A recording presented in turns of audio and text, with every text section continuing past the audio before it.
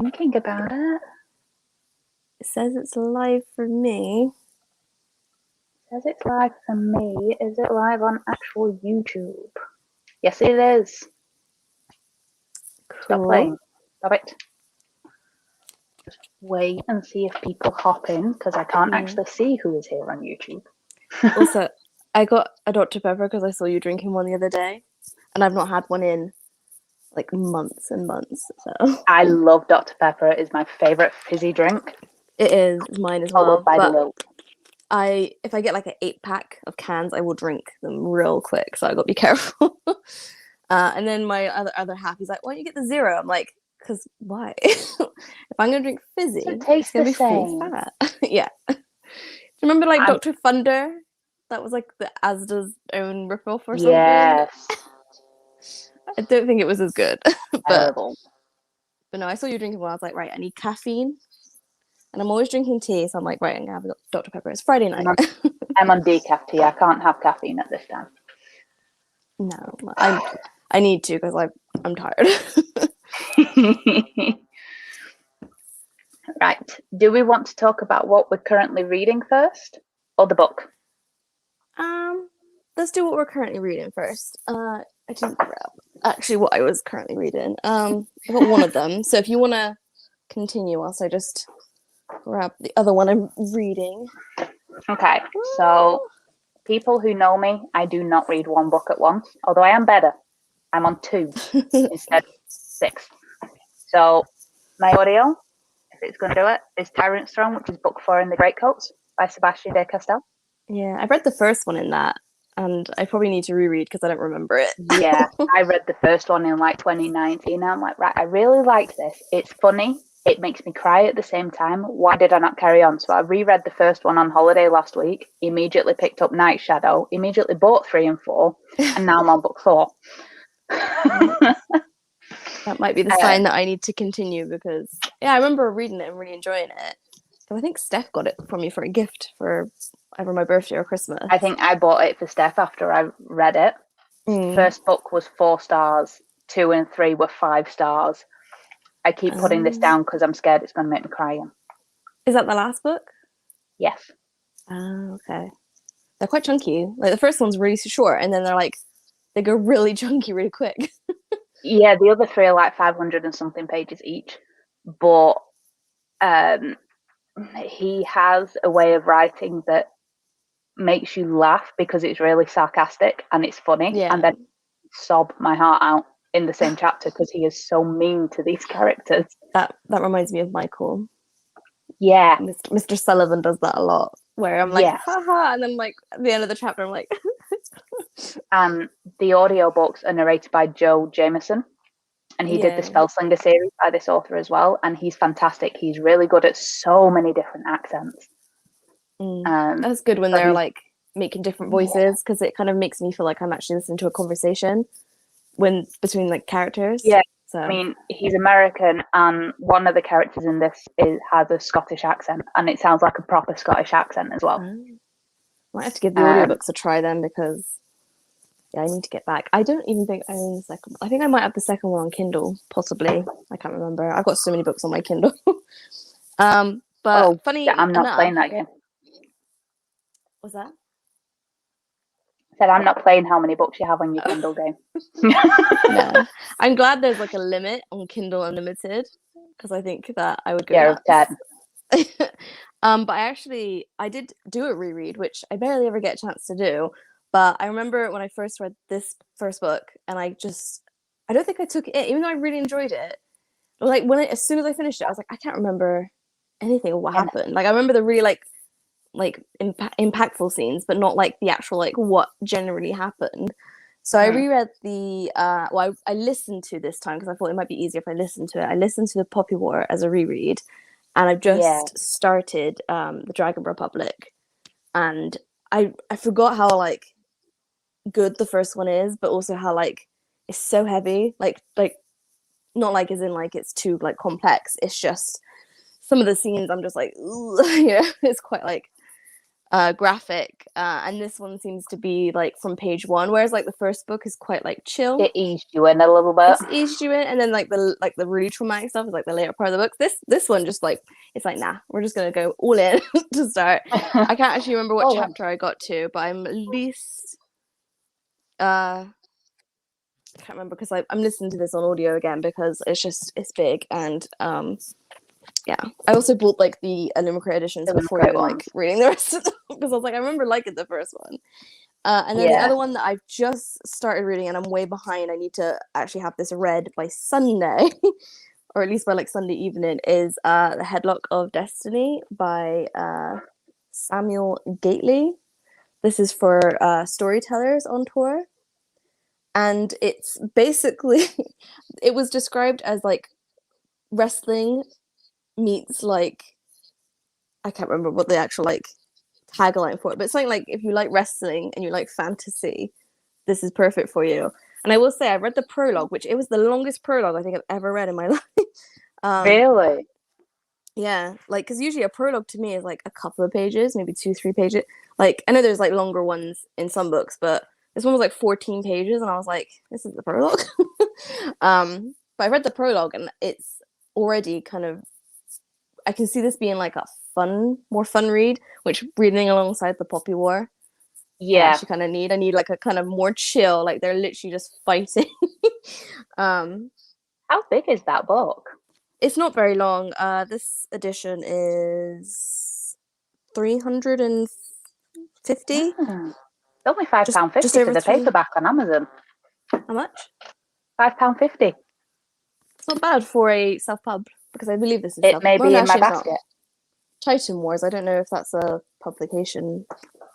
Sometimes I see publication, like, is that the author's like publication? You know, because they have their own publishing house. So all of her books say published by Silverwing Press, but that's her own publishing house. She only publishes her own books. Yeah, but it's like Michael's books also say it's kind of published by someone that's like.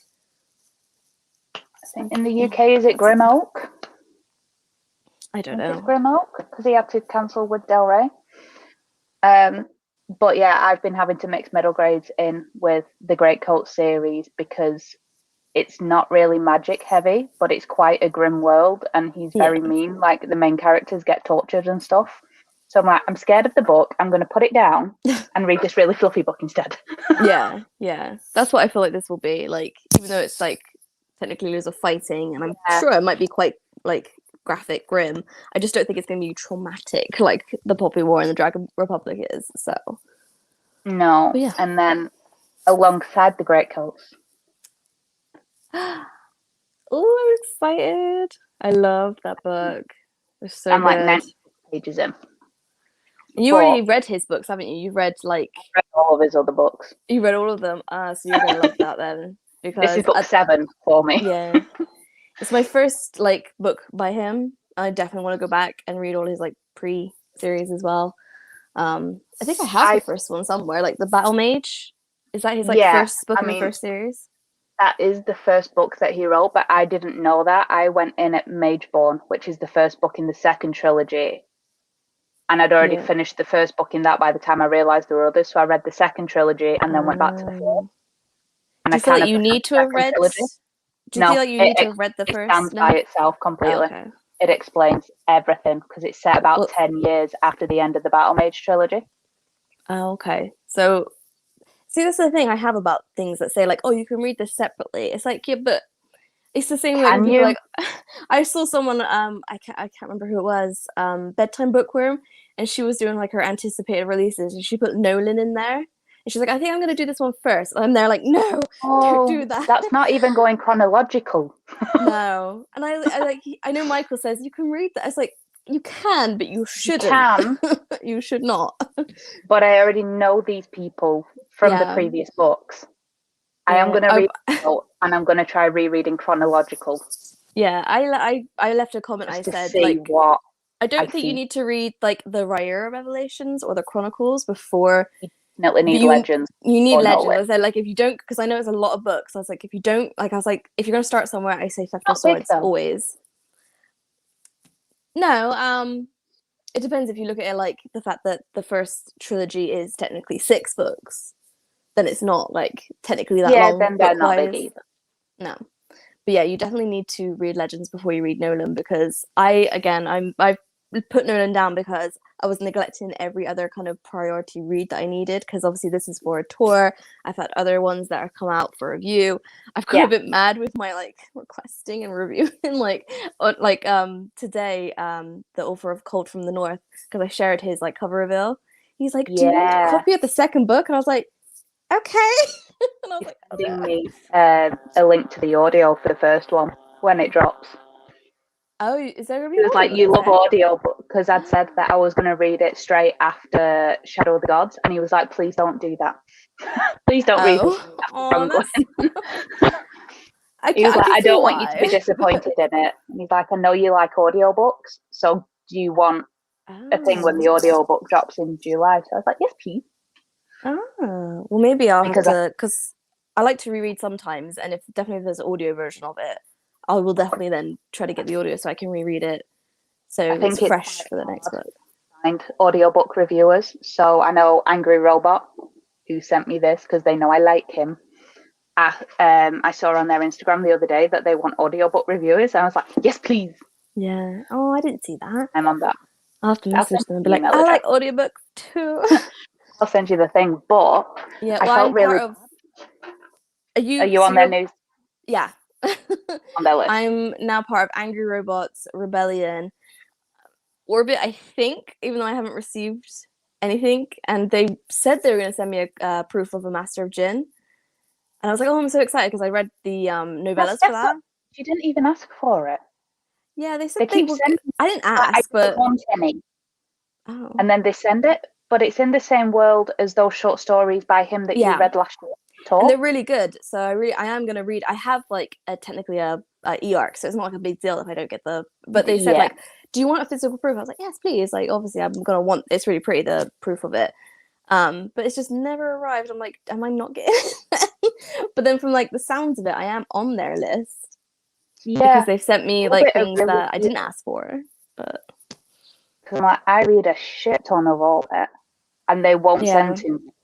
But then they send to people who don't read adult fantasy, which I don't get. Whereas Rebellion, Tor, and Angry Robot, they do seem to kind of target the right people. I asked from Angry Robot for the Maleficent 7. Oh, I just got that the other day. By Cameron Johnson. I haven't. By him as well. Yeah. I've read from him, and I really like him. He's quite funny in how he writes as well. His other one is about pirates. Okay. So I asked for that, but I felt dead bad because I took this on holiday and it kind of got bashed around in my bag, and like I'm tabbing it and stuff. I'm like, I've not taken pictures. I forgot I'd ordered the Broken Binding special edition. So that one's turned up.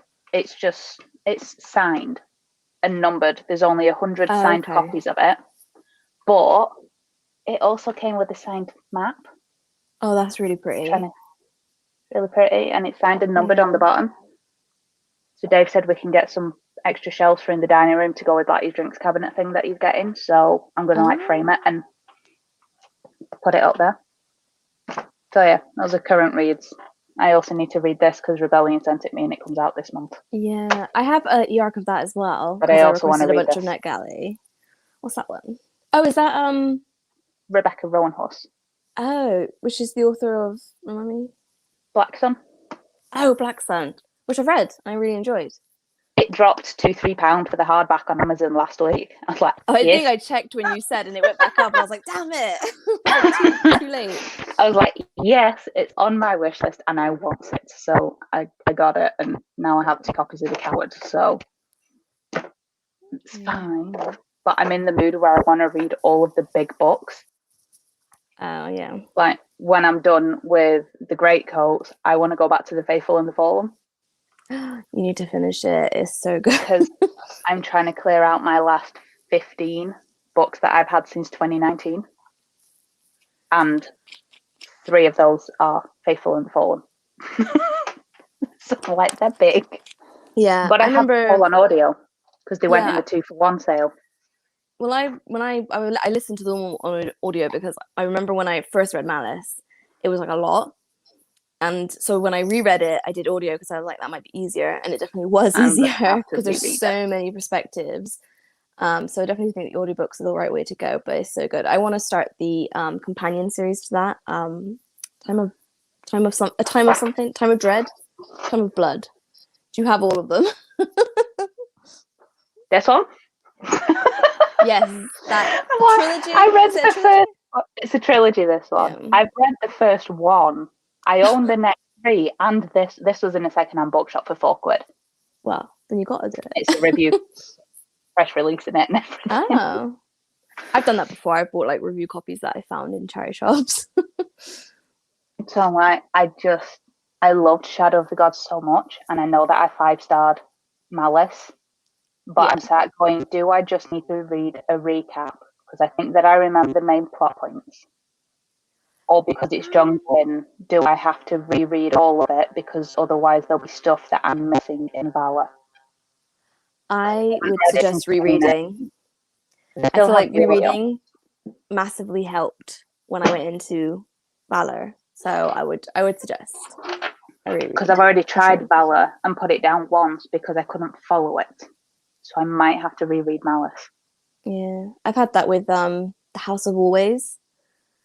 I tried to pick it up and I was just like, I can't remember anything from that series. It's already such a complex series, and then to have read the last, because I've read all three of them, but I read it, I can't remember the last time when it came out last year. I think I read it when we got the like review copies for it. I read it. It came out last August, November. Someone around then. And they're pretty good because they do tend to recap at the start of the book, but I don't remember anything from any of them. I remember some things, but I mean, I need to do like a proper like last year, and then I read 3 and 4 in the same month, so that wasn't too bad. But I'm finding that what I used to do is read the first book in the series, get distracted by loads of other stuff, and then when I try to go back to it, I can't remember it. Yeah. So I'm trying to be better if I start a series, try and kind of run through it fairly. Especially if they're all released, because obviously you can't do that with Twilight Backlist. I know. That's true. Because like I'm like Shadow of the Gods, I read it and now it's like how long to the next one? I feel like I'm gonna need to reread that. And it's one of those things like the second one. Yeah, I think because he's quite good on his Instagram with updating. But by the time we get it, I think my memory will be, because I got really bad memory when it comes to books. It's the main reason I kind of left my booktube a little bit, is because I was trying to do like reviews and I'm like, I read so many books within a month that I was like, the one I read at the start of the month, no memory of. The latest one I had memory of for like so far this month. How many? I have 15. I was on holiday though until Monday, so that's true.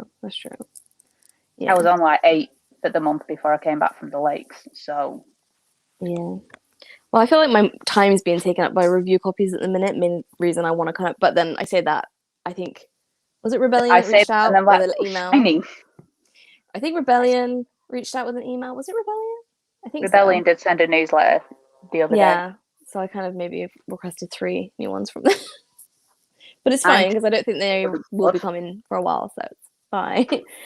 Like my NetGalley arcs are being completely neglected. I'm trying to like prioritize like the physical ones. Like this is a tour one, so obviously I need to read this before Sunday. So yeah, I like that because it makes me push. Tour or a specific date, then I'll prioritize it. But I kind of prefer to prioritize physical ones because they take up actual space on my shelves. Yeah. And I'm trying to be really good, which failed on NetGalley earlier when I ordered. I requested and got the Medusa book that's on there because the cover is stunning. Yeah, I get that with NetGalley. As soon as I go on there, I'm like, oh, that looks pretty. What's it about? Medusa's dead in the world, and she's come out to set the story straight because what we've been told about her isn't necessarily true. Oh. And how she ended up the way she is, like her mother abandoned her at birth and stuff. And I'm like, that sounds interesting and it's pretty and I want it. And I got it. I swear I read a book recently with Medusa in.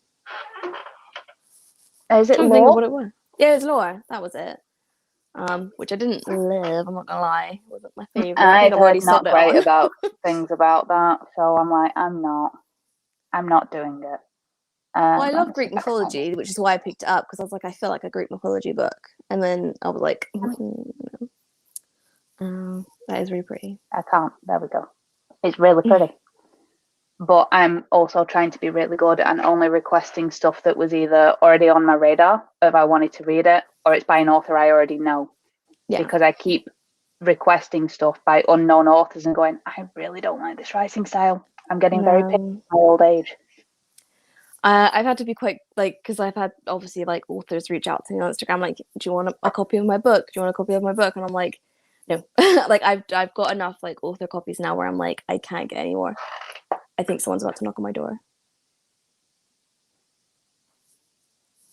Or not. Someone literally just parked in my driveway, so I was like, is he knocking on my door? Oh, weird. I don't know. Until he knocks, it's fine. But no, it's because my driveway is easy to get to for people, and because my Mark's got the car, he's gone to work. People didn't just decide that they can use it as even though it's numbered and they shouldn't park there, but it's fine. It's fine. I'm sure we got it. Yeah. But yeah, and I think as well, when I've got my TBR down a little bit, I'm down to 141 physicals. I don't want to look. I'm very happy about it. I want to get it down a bit more, and then I'm going to start reading samples of the stuff on my wish list that's by authors I don't know. Because I've noticed a lot of the stuff I'm unhauling and DNFing is random shit that I've put on my wish list and somebody's bought as a present for me. Just posted something through my door a sec. Hold on. Because I have no idea what it is. Give me a second. Okay. I will just sit and entertain people.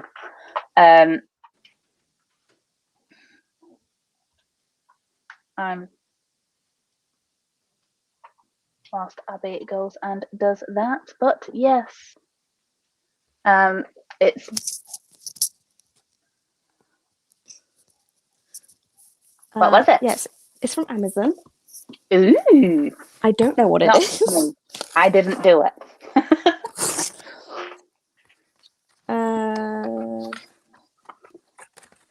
Interesting. What is it? Still with the elf. Ooh. Who sent it? I have no idea. It just says from Amazon customer, a gift note from Kaiser Media. I didn't request. I have no idea who that is because I already have a copy, so it's from Amazon warehouse. How weird. I was going to say, I already have it and I've already read it because I got the hardback because it's pretty.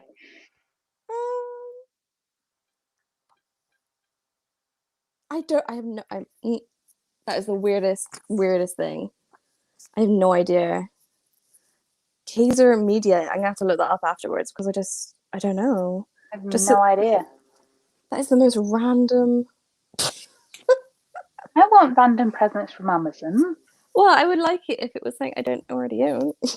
I should be ungrateful. If someone sent it to me, I'm very grateful, but it wasn't on my wish list, so it's who had my address and sent it to me?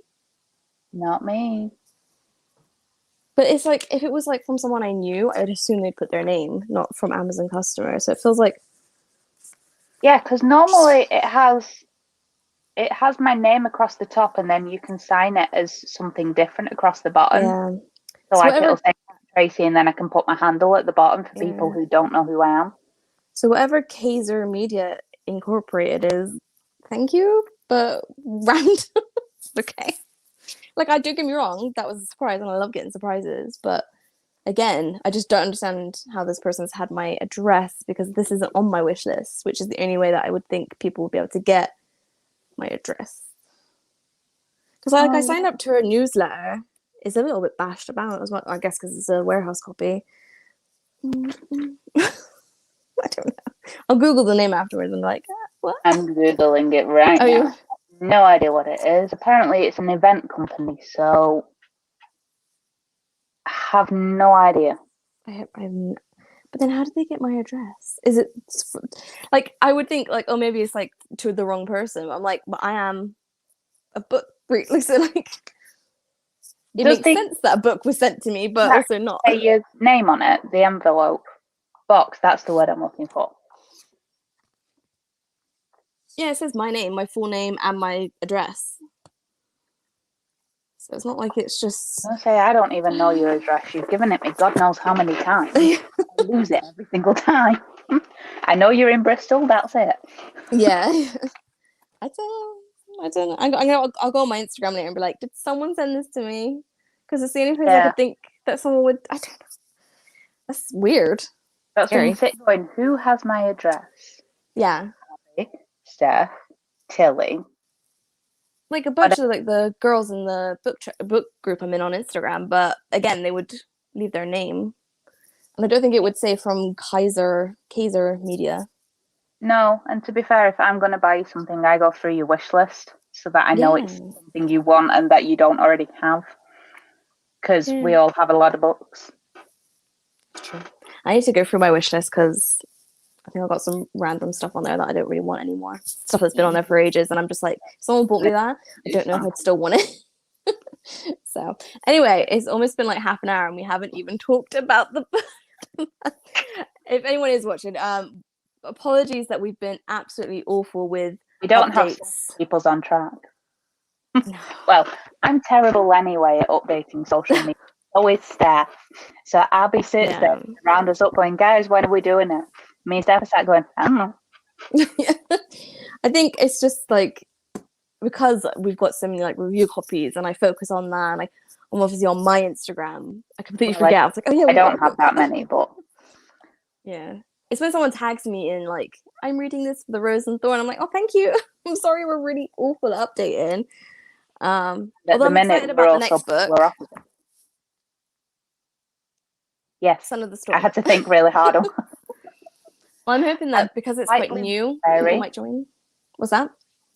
Slightly wary because I've DNF'd his other book that came out from Rebellion, which was David Mogo. It was advertised as a full book and it's not. It's 3 short stories put together. But the second short story spends half of it recapping what happened in the first one. And I really didn't like the writing style in that. But apparently, I've been told it's very different in Son of the Storm. Yeah, I've heard really good things so far. So I'm excited to read it. And I think because I don't own a physical copy of it, I do have it on Kindle because Orbit sent me an e-copy of it. I might do the audio route for that because sometimes that works better. If the writing style isn't quite right, it works better on audio than it does actually. Yeah. Did you listen to this? Yes. Yeah, I listened to it as well. And I already know I like the narrator, so it wasn't the narrator that was the problem for me. Yeah. Now, I know we've got like polar opposite opinions because you gave it 2 stars and I gave it 4 stars. I get why, like, to be fair, we discussed this when I first started it. I was like, I feel like I'm missing something. I feel like this, even though it says everywhere, like you don't need to read the previous series to read this, I feel like it would massively help to enjoy this. Like you don't need to, no, like you can technically get your head around it eventually, but for the first like 100 pages, I was like, am I supposed to know something that I don't know? All of it. That's how I felt. Yeah. For those who don't know, this was originally self-pub, and it's the second series in this world. There is another series. I can't remember if it's 3 or 4 books that goes before this. This apparently you can read by yourself, but I spent the whole book going, I don't have a clue what's going on right now. Yeah. Do you think if you read the previous series that it would have been more? Possibly. Yeah. Because I do like her writing style because I finished this one. Yeah. The fact that you finished it and you were a serial DNFer. I am. I know it's quite impressive. I was worried for a sec. You're like, I haven't finished it and I don't really want to pick it up. I was like, oh no. Because like I feel like every book that we pick is not doing very well. I didn't reread Theft of Swords. I DNF'd Mage's Blood, which by the way, even Zip It don't want that book. Oh really? Zip It. It's owned by World of Books. So you download the app, you scan the barcodes, and you send them their books, and they give you money for them. Is that because they have too many of it? Isn't that why like, they reject? Probably because no one else wants it. Yeah, I knew Music Magpie. Is it Music Magpie? Or that Magpie? Yeah, like, I've done a load of stuff through there, like DVDs, and they're like, we don't need this right now. And it's like, because it's like a really common film that everyone has. I'm like, oh, it's because they have like probably have lots of copies. And then I'm sat going, I don't like this one. We need a book to break me not liking all. I know. It's hard to pick because obviously I don't want to start a new series, but also we need to start a new series because it wouldn't be very fair to say like we're going to read this third book in the series that we both have started already. Like it wouldn't make sense. So that wouldn't work, which is fine. But then I think we're also going to run into the problem of, because I read a lot more than you two, I'm going to end up rereading a load of them, which is fine. Well, that's why, like, I wanted to, like, when we first started it, we said, like, let's do some old, like, school books so that it's cheaper for people because obviously brand new books are more expensive. But then there's, like, always Kindle editions of everything. And, you know, and sometimes I do look to see, is this on Kindle Unlimited? Let's pick this one because it's, you know, technically free for people that most people I think have Kindle Unlimited. I assume. I shouldn't really assume, but get free files of it or whatever. Yeah. So the reason I chose this because it's been on my TBR for ages, and I know that you had it too. You bought me this. I did buy you that because I was like, look at this cover. So I was like, well, I can't DNF it because that'll be bullshit me. Yeah. Well, I bought the second one before I even read the first one because that's something I generally do. Doing that. I pre-ordered it because I was doing a Waterstones order when it was like triple stamps. And I was just like, what books? And I was like, oh, I'll probably really like this. So I'll get the second one. I'll pre-order it. Why not? Because I just want the stamps, but I didn't want to spend loads of money. So I was like, I'm going to do loads of pre-orders. That's what I always do. I'm like, I do pre-orders, and then it's a surprise when they turn up. Yeah. But I will continue. So I do have the second one already. If I didn't have the second one, no, I'd probably still continue because I genuinely quite like this. Like, one of the perspectives I didn't love, but I also didn't hate it. That's the one I kind of liked, isn't it? The princess. Yeah. So the one perspective you liked, I was like, yeah, she's all right. So yeah, I kind of, I can see the flaws in this. Definitely the fact that like they say you don't have to read the first series in this world. I'm like, kind of do because it kind of just it's talking about stuff that happens in that series as if you know already, like characters that they bring up. It's like, I don't know who that is. You need to explain to me who that is, and then it doesn't, and I'm just like, ugh. So like, but then once I got like past that, and I kind of like then got familiar from them just talking about it in this one, I was fine. It was just those first like 100 pages, which is why it's only 4 stars. But I still really, in general, enjoyed it. I love Cassandra's perspective. She was probably my favorite perspective because I love characters like people. That. Yeah. And she's got someone in her head. I feel like the magic behind that is explained in the first book, in like the first series. Yeah, probably. I mean, it's not terribly complex, so I kind of like understood. No, but like again, it's one of those things of like I feel like the book would be massively better if it wasn't. If she just bulks it out a little bit with bits and pieces from that first series that explain stuff. Because I think from what I've read, the princess whose perspective you read from in here, her dad became emperor in that other series. So while I liked the writing style, I didn't really connect to the guy or Cassandra. I can't even remember their names. I finished this on Sunday. I remember near enough nothing because it just didn't stick. Yeah, what's his name? So Miko's the princess. I remember Miko because I did kind of like her.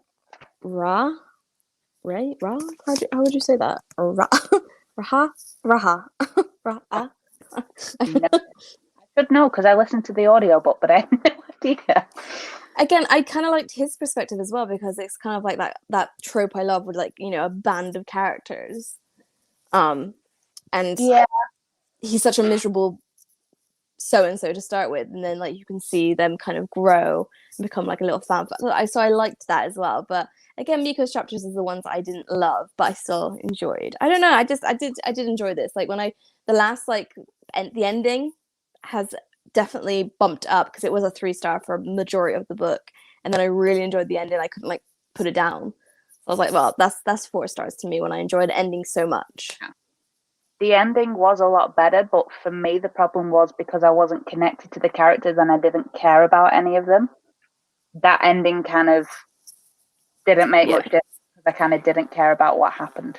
That makes sense. Yeah, if you don't care about the characters, you're not going to be caring about all this stuff happening to them by the end. You're just like, I don't care. So, but I did like the writing enough that I am going to go back and try the other series and retry this afterwards because the other series, each book is only like 300 pages long. Okay, I might do that too before I continue on. Like go back, read that series, and then reread that, and then go on to the second one. But again, I don't like when it's kind of pitched as like you can read this by itself, and you really can't. Because as much as I say like Michael has a reading order, you can technically read every single one of those, even the Chronicles. You can read them by themselves. Like you don't need any. But it's so good. It's so much. It's just is better when you do. But that's the difference. Like Michael's books, you don't need to. It's not required. But it's almost like Easter eggs. It's better.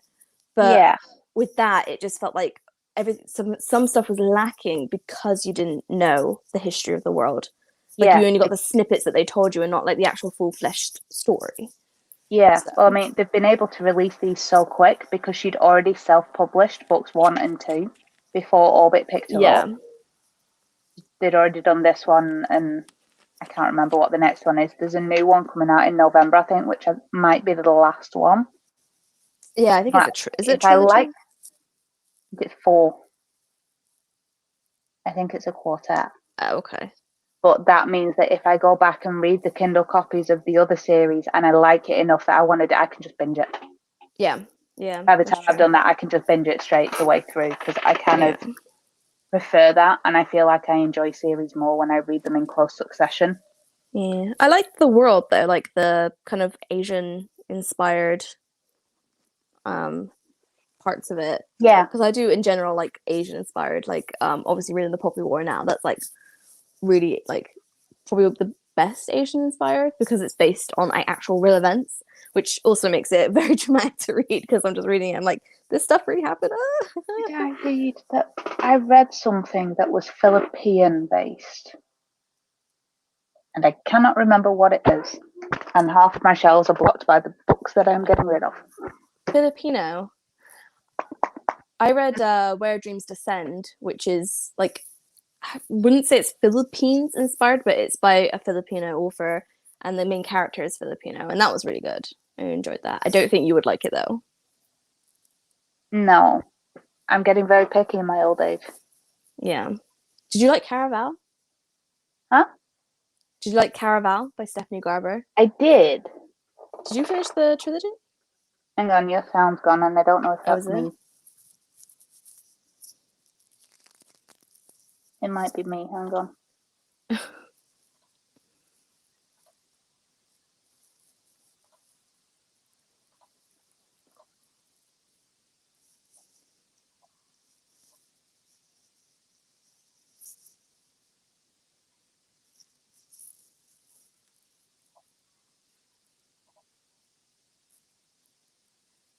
Is it better now?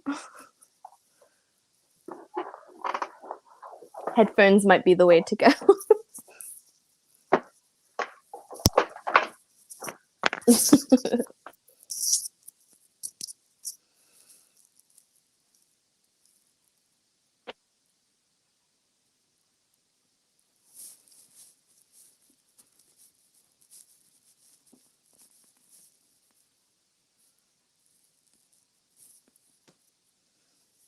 Is it working?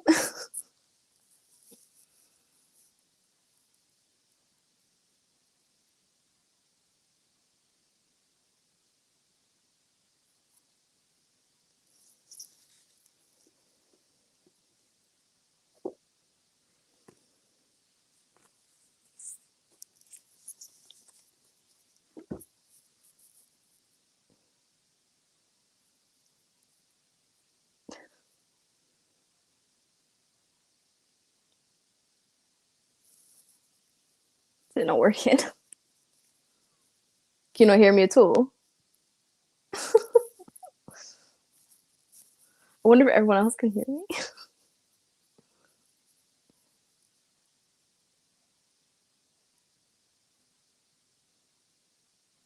I can't hear you. Oh no.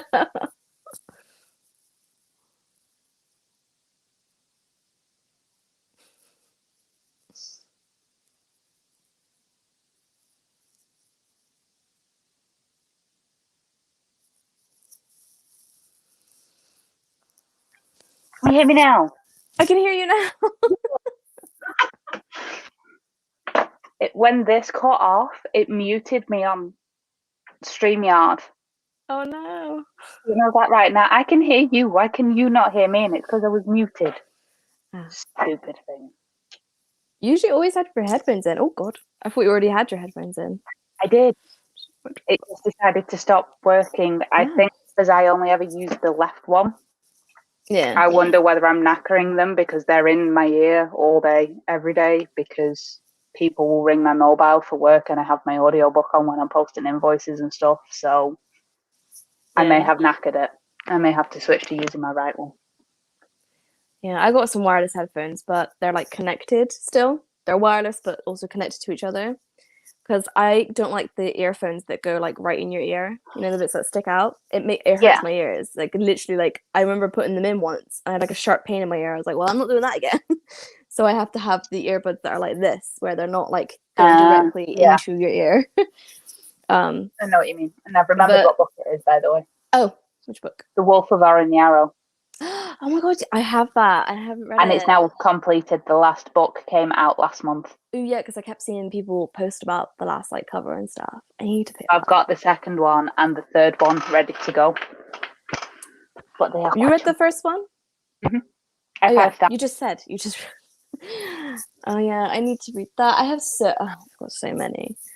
Like quite honestly. The problem is because like with We Ride the Storm, it's an Asian-inspired world, but the author herself isn't actually. No. She's Australian. Yeah, but I don't know if it's like. I wouldn't say it's like. I think it just adds. I don't to know it. how accurate it is. It's not over the top. Like, no, it's not like she's constantly talking about like, you know, stereotypical Asian things. It's just obviously the names and the places, and sometimes like you get a hint of like you know it's Asian inspired, but it's not like shoved down your throat Asian inspired. I mean, this dude makes me think of like the Huns riding on the horse with big curved sword out and stuff. Yeah, it is cool, but it just didn't work. So I'll see if the other series works, and if not, she just might not be an author for me. Yeah, because I'm very, very character driven. If you don't make me love those characters within the first 100 pages, odds are I don't care about what's happening. Yeah, I mean, again, I'm character driven, so I don't know why I enjoyed this more than seems to be the general. Because I don't know what other people's thoughts are on it that have read it. I've seen mixed things. Yeah. I've seen people say what we've said, where stuff seems like it's missing. So I don't know if she's put that in the later books, like bumped it out a little bit, or whether too late then in the other series, or. But generally, if the first book in a series doesn't grab my attention, I don't want to carry on with it. Yeah. But yeah, like you said, maybe if you go back, because her writing style is something I enjoy.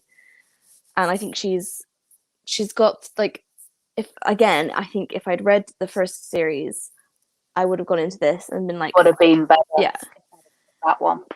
But I still in a general sense of like, as its own story, again, knocked down a star. It was, again, going to be 3 stars until the ending because I really enjoyed. Yeah, it was a very good ending. And it has, like, piqued my interest, but I might do what you're going to do and go back and read that first series and then see if I reread this, whether that makes it better. And then, like, if I ever recommend this, I'll be like to people, it says you don't need to read that series, but I would, you know.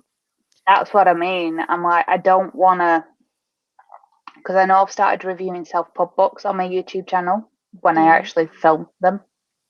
Yeah. But I kind of want to start reviewing other stuff as well. I'm trying to think of like the another other book. one's a trilogy. Yeah, I'm trying to think of like other series where it says you don't have to read previous series, and whether it's actually like true or whether it's like the same as this, where it's like it says you don't, but I think that you need to. Yeah, but then apparently this stands on its own, but people say no. Read Faithful and the Fallen first, or it will ruin that ending for you. Oh, and apparently it's a very good ending. I don't know. I haven't got there yet.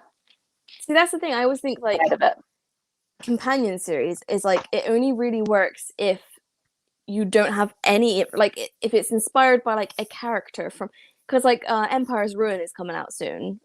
Empire's Ruin, yeah. I requested it. I haven't finished the Mortal. I have arc of it. Whatever. I have the e-arc of it. I requested the physical from Stephen. I haven't finished the Mortal. Oh, I didn't request the physical because I've only got the US edition, so I want the US editions. The Last Mortal. Yeah. That one. Also, you need to read this one because this one. That one. I loved it. I read that one first because everybody it was a prequel. Oh. So I read that one first before I learned just go in publication order. Because, for example, the Sabriel series by Garth Nix, you've got Sabriel, Lyriel, and Aborson, which is the original trilogy, which I read when I was a teenager. He then went back and wrote a prequel called Clariel, which people start with that.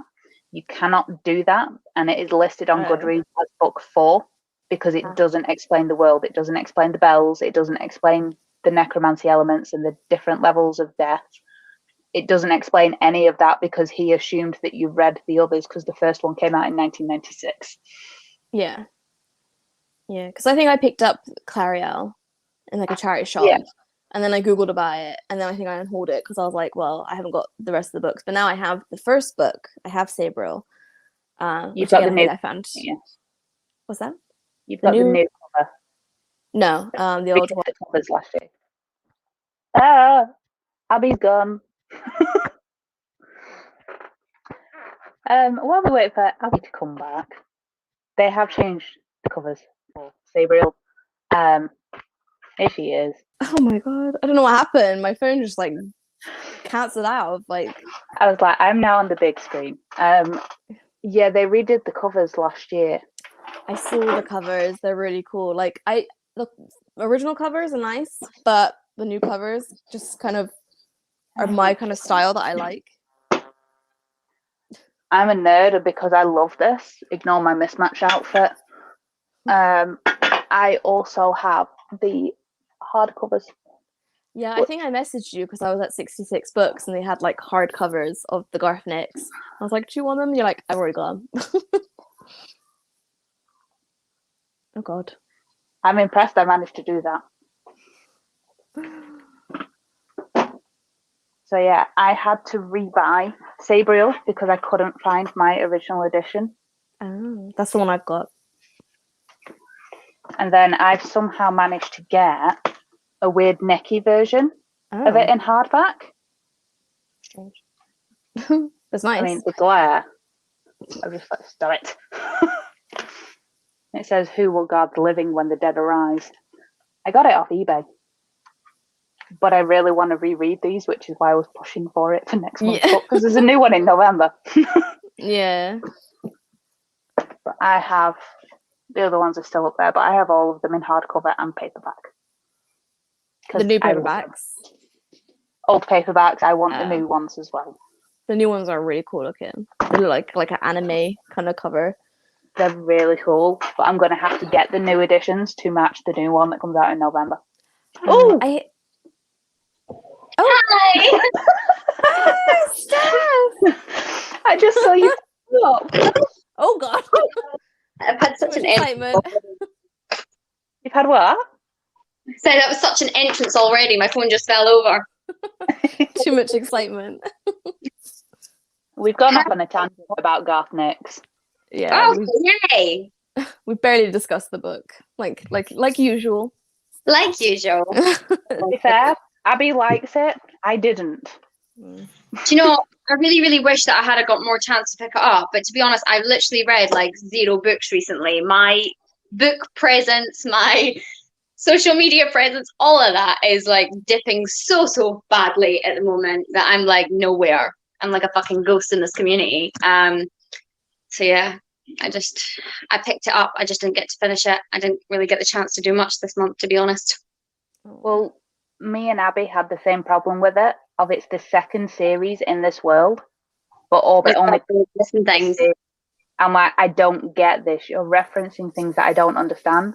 So we're going to go back and read the other trilogy first because they're quite short. They're only like 300 pages each. Oh. And then I reread the Storm again. Yeah, that's a good because idea. I like the style because I finished it. I gave it 2 stars. I finished it. Yeah, okay. But I was it's a missing. shame when that happens, though. It's a shame when you like have a whole world that's been built on a different series and you come into a new series thinking that you're not going to have to read the other one, but then you miss so many good nuggets of even know there was another series until Abby told me. Yeah, I didn't know that. I had no idea there was another series. Yeah, because I remember reaching out and be like, I felt like I was missing something. Because like I started reading it, I was like, there's things being mentioned, people being mentioned. I was like, I don't know what any of this is, and it just felt like she didn't like explain it to a new audience. It was like very much like you should already know this, and I was like, well, I've not read the previous series because you said I didn't need to. So that was like my biggest flaw with it. But other than that, I gave it 4 stars because I really enjoyed it. It was a 3-star until the end, and then I gave it 4 stars because I loved the ending. That's like my phone is like flipping everywhere. I need my Crash Bandicoot guy again. My Uber guy. Yeah. So we're gonna have to do like a live stream or something where we all just chat about our favorite books instead and like just gush about favorite books. Well, we spent like half an hour talking about what we were currently reading. So I'm not really reading anything, to be honest, at the moment. Yes, you are. You're reading romance for you. Daniel's series because I'm the queen of fucking rereads, and I really want to reread some Sarah J. Maas because I've got feels again. What you do? What else do I want to reread? I want to reread a lot right now. Faithful and the Fallen. I kind of want to reread Malice. I want to reread. I just want to reread all the books. I mean, I think, like I was saying to Kat, I think because at the moment I'm in a stage where I'm like, there's too much going on in my life. Like I need comfort. Yeah. And like for me, a familiar world is much easier. So I think like sequels now and familiar worlds are like easier. So I'm always told when I'm on this phone, like my kids come in, my other half is like, stay. Like just leave me alone for 5 minutes. Not a chance in my life. It just doesn't happen. It's too damn like lovable. Apparently, everyone just needs my attention. Well, I'm home alone right now, so that's why. Dave's in the other room with the dog. Although saying that, I'm going to be home alone tomorrow for a bit, which is like unheard of. Because Brandon's going out to the party thing, and I'm going to be like, oh my gosh. I'm gonna be like beside myself, not knowing what to do. Be great. Well, yeah, we could do a live stream tomorrow. I'm free. I don't have anything to do. We should totally I'm free in the afternoon. Yeah, Brandon's at this thing in the afternoon, and the kids are with their nan all day because she's like, I haven't had them in like ages. So I was like, fine, steal my children, crack on. But yeah, so I'll have like time to myself. Can't believe it. It's gonna be great, but I can totally do a live show. I'm gonna have to think about what my favorites are. I know, and we can't talk about Michael. We have some that are the same, like Michael. Yeah. But I feel like we talked about him enough that we can't talk about Michael. I feel like we need to talk about other books. When you were saying about series, where it's kind of a series of series and each one stands on its own. Nope, that way. Hob. Robin Hobb. Each series, even though the series are so well set, to have read by themselves. I've only read the first book in the first series. It does get really good. It really does. I don't like all of them. I feel like I don't like because I got a lot of them in charity shops, so I just kept buying them. What amazes me is that I had these books for like ages, and I thought that it was a dude. I thought it was a dude. did. I was like And calling it her was like, books. I was like, Robin Hobb. yeah, I Everyone does. remember So someone what was messaging me, messaging correcting me? me because I was calling the books. I was like, I've heard he's really good. He's like, and then someone messaged me like, it's a girl, and I was like, oh no, sorry. Was that Yeah. me Got and an you? 'Cause apology I'm out, I like, felt so someone was bad. messaging me going, Robin Hobb, he's an author I really want to try. Do you know anything about him? Well, he's a woman to start off with. Yeah, that's the first thing to know. The thing is, I think that she's obviously made her name. Like, obviously, her name's Robin, right? But I think it just is so like it's so good for a fantasy writer to be like that ambiguous kind of, is it a guy, is it a girl? Because I feel like that's easier for people to pick it up. I know that sounds really bad, but I do think that like people are more likely to pick up a book if they don't know if it's a male or a female. Yeah, well, it's It's like N.K. Jemisin. Like you wouldn't know if you just saw like I wouldn't go, oh, that's a girl's name. Do that. So Yeah. I feel like Larkwood. Like if I was to publish a book called S. O'Connell, or if I was to say Stephanie O'Connell, people are like, nah, I'm not going to pick up Stephanie O'Connell. I wouldn't pick up a book by Stephanie O'Connell. Yeah, all the white men are snobs about their fantasy and they only want them written by men, apparently. Oh, what is that about? Well, it's weird, isn't it? Because like young adult is dominated by women. Like you barely see any kind of male authors in young adult, and then adult is just dominated by male. And do you know what I because thought? they can't write adult? It's just that it just feels like that's the way it is. I know. Yeah, I saw something on TikTok recently that really like was great. There was a girl who was saying, "Mom, you like YA, don't you?" And the mom was like, "Yeah." And she's like, "And how many degrees do you have again, Mom?" And she's like, 5. And she was like, "And you've got a PhD?" And her mom was like, "Yeah." And she's like, "Oh, it's almost as if your intelligence has nothing to do with liking YA." I was like, yeah. But obviously that's the hardcore fantasy snobsy. Yeah, I mean, like I read YA. I think middle grade's the only one that I don't read a lot of, but I read a lot of YA. More adult now than YA, but that's because for some reason lately, yeah, all the YA I've been reading it's all been 3 stars. Like it's good, I enjoyed it, but it's like nothing like, oh my god, I mean, like groundbreaking. And I just feel like people get like a system of like, oh, YA needs to be this, it needs to have these tropes, and it's like do something a bit different. Like you can keep it YA, you can keep it like, because YA basically just means don't swear, don't have sex in it. But you can like do something crazy. Like I'm trying to think of a YA book that I read that I loved recently, and I just can't think of one. No, I think that it's I think there's different levels of complexity of the world building as well when you find a YA, or like, I feel like when you go into an adult book, it's more likely to go really in depth on magic systems and on world building, whereas YA doesn't normally have that mass amount of pages, so it's a little bit shorter. There's a little bit more of like feeding you little dribs and drabs instead of giving you loads and loads of information as it keeps building up this like world and characters. So I think if you like fantasy, adult fantasy, then when you go back to YA, you're a bit like, I wish I knew more. Like I wish I had more. Yeah, I think also they don't kill the characters as often. I feel like Devin's being attacked by Brandon. Yeah, this is. I mean, Kat knows I constantly get attacked by him. But do you feel that as well? That like in YA, they're too scared to kill off characters?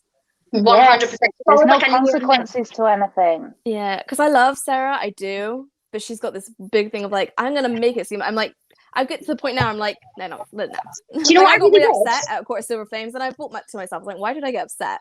There's no way that she was gonna like hurt anybody. I was like, why am I like getting so? But she still does that, and that's really kind of like a good skill to have. The fact that we know she's not gonna kill anybody, but we're still like, oh no, she's not. But the thing is, you're not going like that. You need that for tomorrow. I was going to say that I hate the resurrection trope. I hate it. But in a Sarah J. Maas book, because she uses it a lot, I'm like, bring them back. No, bring them back. Unpopular opinion, but I genuinely want, and like this is probably not going to be what people want, but I really want her to kill off Elaine.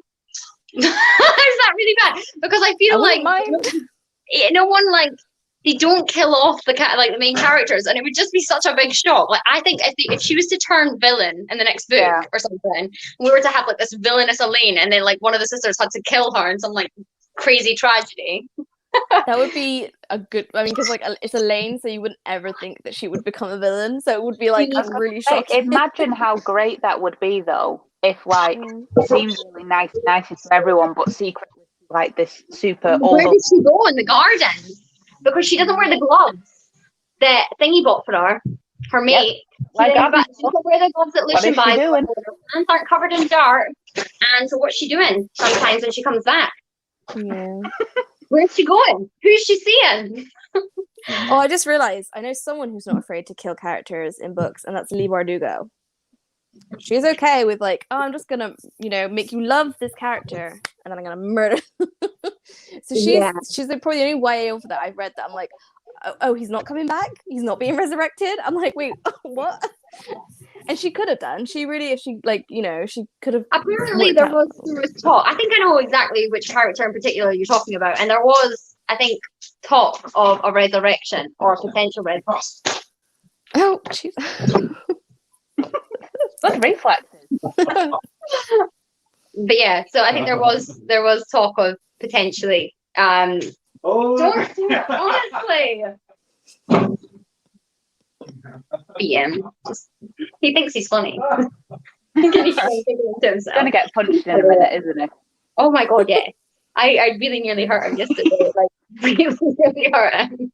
He's like on the floor, like, we should stop doing this now. And I was like, stop biting me then. Yeah. But I mean, with the YA, I don't know if it's because I read so many books, but I got fed up of, like you said, it's almost like there's a formula. You have to have this kind of character. They have to do this. And it felt like they were kind of the same books over and over. Yeah. Where as an adult, you can kind of explore more. You can have explicit sex scenes, which I always thought I didn't like. I just don't like them in YA because they're always insta-love, which I don't relate to, which is why I don't like them. Also, I hate Fade to Black. I'm sorry, but I'm an adult and I want don't get me Fade to Black. If it's a female author, yes. If it's a male author, I'd rather it fade to black because quite often it's Agree. I don't do it very well. I'm actually trying to think if I've ever come across, I mean, sorry for this male authors out there, but I'm trying to think of a male author that I've come across that I thought that's a good sex scene. Yet to find one. Jonathan French doesn't do them very well. No. This Michael Natalie doesn't even have Bolio sex isn't bad. in his books, does he? Well, he does fade to black. Yeah. See, I think the thing is, when they do sex scenes for men, it literally seems to come out of you like the fucking left wing or something. Like, you're literally just like, there's something going on, and then all of a sudden it's just there, and you're like, whoa, where the fuck did that come from? But I'm always like, is that an appropriate time to have sex? But apparently it is. Whether it's with the female authors and that, there's more build up to it, There's more of the there's more play before, yeah. But I'm going to use King of Ashes by Raymond Feist as my example because it's the one that always pops into mind. Oh, I know, bless you. All of his premier books fade to black, no sex in them. King of Ashes was meant to be adult, and it read really, really YA of this apparent 19-year-old big strapping lad. He's on a boat. He's in the middle of a storm. He's about to die, and a girl walked past and just touched his arm and, ooh, hard on. I was like, really? Honestly, she must be like Aphrodite her fucking self. Like, just touch his arm. That was one of the points where I just went, and threw the book across the room. Plus, it kind of just raw sex appeal. Just walking across the guy. But it's also just stereotyping that like, I'm like, young your life teenage is lads in danger. are like horny all the time. Why? Yeah, that's the thing. Like in a general sense, like having like a young teenage lad in a book get excited easily by a woman, it's like, yeah, that can happen because they're horny. But if you're in like the middle of like a death situation, like that's why I didn't like massive storm. You're about to be lobbed off the ship by it, and she touched you, and now you're happy. Obviously, from someone who obviously was in the military and that, knowing that the boys and that who went across into dangerous situations, like their focus was entirely the fact that they were terrified of the situation they were in and had to focus on getting through it. So like, I don't think even if there was a woman who walked across them naked at that point that they would have even taken notice of her. No. Well, that was my major critique of Mage's Blood, was the scenes where like her love interest came back into it, and like she's trying to discuss with him like, how are we gonna get away? How am I gonna escape this arranged marriage that I'm in? And you're just like, oh, against the wall and do her in 3 seconds. I'm like, you can't think that like it's like. I'm like that. I love it. And that was written by a man, so I guess that's how he thinks about men. But in his head, he probably thought it was so romantic. I'm like, no. It was just like, she was like, get off me. Let's discuss what's going to happen. And he's like, I can't help it. And I'm like, oh, catch up. Am I the only bitch who thinks I would have probably decked him then? Yeah. Well, yeah, I'd have booted him. But Yeah, I don't think it helps with the Raymond Feist thing of that. But hi, hello. No, it's just like absolutely. Hi. There we go. I don't think it helps with the Raymond Feist thing of obviously the people in the book are like 18, 19, apparently having sex. Raymond Feist is like my dad's age now. He's like 70, which I know. It's just, hey, stop it. Do you know what? To be honest though, I can. Hi. We're going in. Rush. Oh dear. I can understand like like David Gemmell and stuff like that when it's like it's older fantasy where it's very insta lovey and stuff like that, but that's the type of writing that was around in the 80s. Yeah. I mean, like I love David Gemmell, especially like I think that there's something just so like warrior vibes about it that I love, and it's always the same kind of story, if you like with like small twists and that. But I like it. But at the same time, if it was written nowadays, I wouldn't be like, because I mean, it's a product of its time, and I'm like, yeah, I can appreciate it for what it is. But like, if it was to come out now, I'm like, you're I'm definitely less critical of like books that are, 80s fantasy. I'm like, I know I'm expecting, something when I go into it, and it usually is very like, it's just traditional. It's like. It feels like a lot of them are like, yeah, it's very Lord of the Rings. I will say, I didn't want to say it, but then I was like, they do like probably why I like it. I think how can it not be though? Like Lord of the Rings is such an epic, amazing fantasy tale, and it's so complex that like there's no way that you can't be affected by that. Like, so I think even nowadays, like we know that that's our staple. If someone says you're a fantasy lover or whatever, people are like Lord of the Rings, like because everybody knows that to be the staple. So I think like nowadays, like writers and stuff like that who grew up with Lord of the Rings or like, read The Hobbit when they were young and all that kind of stuff, these are staples in their life. And if they continue to write and stuff, they're going to be inspired by the tales that inspired them as they were younger. So it makes sense that, stories do turn out that way. Because I know that people say that Terry Goodkind's Wizard's First Rule, which I did find in the charity shop the other day, and I do want to try it, even though I've heard awful things about that. Yeah. Very. Yeah. I still want to read it. Very, as in the main character rapes lots and lots of women and does awful things to them, and he pulls bits from everybody else's fantasy books and then says he's not a fantasy writer because he's too good for that. I don't understand. I still want to read it. It's one of those things I want to read it just to see what I think. I'm not a fantasy writer, but I write about magic systems and world building from different worlds and loads of things that aren't current day policies or that. But I'm not a fantasy writer. All right, Terry, what the fuck? Yeah. The first one is on Kindle Unlimited. If you want, and I will not be getting it. I have no intention of reading it. No. That's where I went. I wouldn't have put it new, but I found it in a charity shop. I was like, well, as soon as I'm here, I might as well just give it a try. I don't know.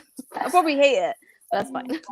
I think it depends, because when I first started wanting to read adult fantasy, my big brother made me read Jurassic Park and The Ring, and I started reading my dad's bookshelf with like Terry Brooks and stuff on it, so that's kind of how I bridged it. So I'm Terry Pratchett. And Terry Pratchett, he did make me read Terry Pratchett, and I love it. But as well, because I love Terry Brooks, I got interviews with him because he's older now, and he said that his first series, which is the Shannara one, the first book is very reminiscent of Lord of the Rings because that's what people were asking for in the 80s. The only epic fantasy they really had was Lord of the Rings, and because it's all they knew, that's what they wanted. Which is why a lot of 80s fantasy is very Lord of the Rings inspired. Eye of the World, the 4 boys in a little country village, magician comes in with fireworks to say you need to go on a quest. Black Cloak, who's the bad guy. Jesus. I mean, yeah. But I feel like that is done these days as well. It's like how many like enemies to lovers, like it's so popular now.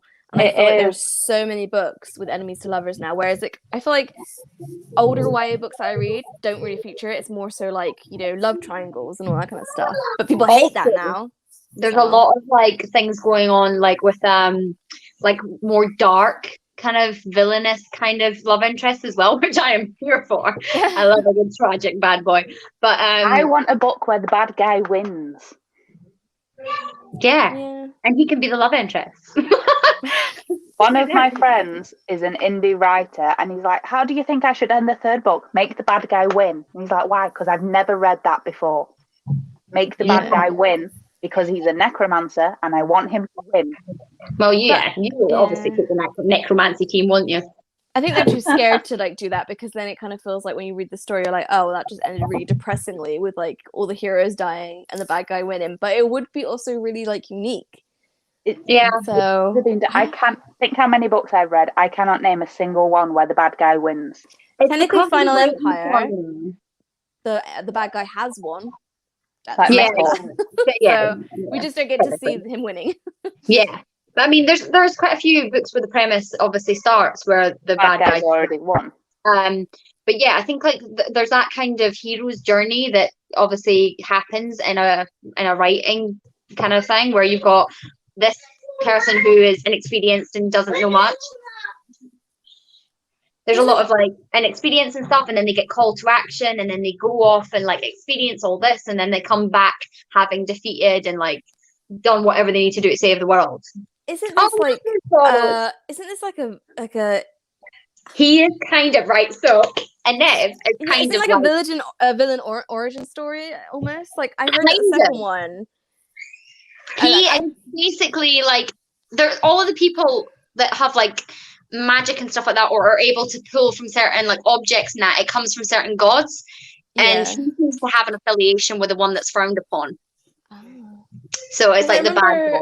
I watched someone's review of the second one, and they said that like it's getting a lot more darker than they thought it would. I haven't read it yet. I have send it to me, but I've not read it. The arc. I need to pick it up, but I've got so many others I need to pick up. Especially Justin T. Cole, by the way, as well. Just shout out to him because he's an awesome author. He's so like his writing. I love his story, and also he's just so kind and just so nice. And he takes the time to like when people ask him, like when he's out doing, obviously not in the last year, but when he was out doing things for promo for his book. He would sit there for hours and like detail map things and that to send them to his like fans and stuff, and like detail all the runes and that he was using in his book. And honestly, he's so lovely. I've met so many nice authors through like self-published or just like smaller authors that aren't very well known, and then I share their book, and then they message me like, thank you for sharing, and I'm like, oh yeah, you're welcome. And it's quite nice. Like that's why I feel like I'm reaching more for like self-published, or because I want to like support them. Justin T. Cole is obviously published by Golands, but he published in the UK was it 2018, and he didn't publish in the US the first book until like a year after. There was like a massive gap between his publishing in the US and the publishing in the UK.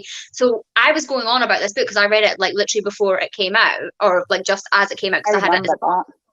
And I'm like pushing this book, but no one actually could access it in the US or anything anyway. And I was like, such a shame. And obviously when it came out again, obviously there was another push to get more kind of, interaction with it. But it's such a good book. Yeah. Okay, thank you. Good boy. He always tells me like his stories. I've done this and I've done that. Yeah. My crazy one, my demon child. Satan's son. I do love it when an author interacts. John Gwynn is really good. Oh, he is, yeah. I'm not going to try and say his name because I will butcher it, but the guy who wrote Son of the Storm, he's shared everything about his book. Yeah. I think it just really makes such a big difference when people do that, like makes you feel seen. Like you're like, he shared our book club. Because he picked his book, and I was like, "Oh, it's so nice." And I messaged back saying, "Thank you so much for sharing." And he's like, "No, thank you for actually picking it for your book club." I'm like, you do know we have like 50 members, but thank you. We're not like a massive book club, but that's fine. Yeah, it's so fun. It's nice when that happens. Ryan Cahill. Seems really nice. He's lovely. Lovely. And his book is very, yeah, I mean, like, I obviously I read his book as well, and he was so sweet as well. Like, after I reviewed it, he was like, "Do you want me to send you a copy and stuff like that?" And I was like, "Well, no, I've already read it. Like, but so I'll support you by buying my own copy. But like, thank you so much anyway for like saying you'd send out a package and that. It's just so lovely." Because you know, like when they say that, like, "Oh, I'm willing to send you," I'm like, "Oh, that's great," because I know it costs you, obviously. Like, yeah, it does. Because that's the thing. Like, a lot of the times, if they've got like a e-copy of it, I'm like, I'll read it, but because I'm not very good at Photoshop or anything like that, I don't generally take those kind of pictures on my Bookstagram. I feel bad, like, because I'm not saying like, oh, you have to send me a physical for me to promote your book. I will still promote it. It just won't be as good as if like I do get physical. But I get that some people don't have physical copies or they can't afford to send physical, and that's fine. I'll go on Goodreads. I'll do it on Amazon. I'll do it everywhere else. But I'm just like on my Instagram. I like to have the physical.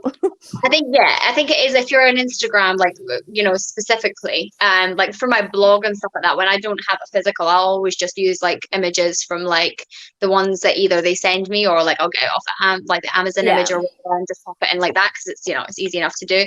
But obviously with Instagram, it is a bit harder because it's more an aesthetically pleasing kind of platform. And if it's like I barely, like, that's the thing, I always feel bad because I feel like they send it to me because they're like, oh, you've got a massive platform. It's like, yeah, but unfortunately for some reason self-published books, I know there's a new hashtag that people say to use for it, but they just don't get like the likes. Like people just don't. And then people like are not commenting on it because they're not in. I'm like, it's so annoying because I know so many hidden gems that people would love. And then I post the book and I'm really excited. I gave it like a, you know, my good review, and then just no one sees it, and I feel so guilty for the author. Again, I think it's unfortunately, I think Instagram really, the algorithm caters towards like YA big books, and because because when I was posting things about adult fantasy, whether that be one that's kind of relatively known author or not, it would just plummet. Like any interaction, and I was like, that's such a shame because these are good books, but because the platform is predominantly saturated with YA, it is obviously more difficult to, when you post something that isn't in that algorithm, it doesn't get seen as much, it doesn't get as much interaction. Sucks. Yeah, is it annoying? But then I also kind of think that people are almost snobbish on self-published books, and they don't know if it's self-published being picked by a proper publisher. Not any good. And actually, I love self-published books. A lot of people don't realise that, like, French. Go grab your brother's face. I'm trying to think of other ones who were self-pub who got picked up. Devin, Madson got picked up. Well, technically, Michael was, but then he decided to do it and went back again. Yeah. And like, that's the thing, it's like even like a lot of self-published books, you'll find most of them on Kindle Unlimited, so it doesn't even cost you, because I understand like self-published adult fantasy books are expensive to buy. I think Kings of the Wild was self-pub. So was Rage of Dragons. Yeah, Dragons was self-pub. But yeah, most of them are on Kindle Unlimited all the time, so it doesn't even, like, technically, obviously, it's like a monthly fee. It is, yeah, $7.99. It is. I've seen I've seen self-published, and I'm like, oh, that's quite expensive. But then I realized that it's like, but they probably make absolutely nothing from it. So I'm like, in a sense, it's not that bad to go and, you know. Yeah. From what I've been told, Unlimited, if you book on it, your audio's gone really weird, Kat. There's like obviously for Kindle Unlimited, to be honest, even with Kindle Unlimited, as somebody who obviously writes, I wouldn't publish Kindle Unlimited strictly. I'd publish on Amazon.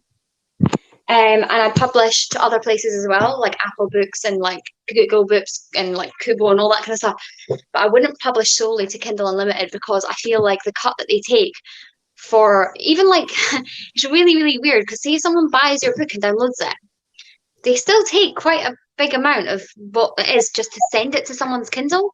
So, yeah, you really don't win a lot.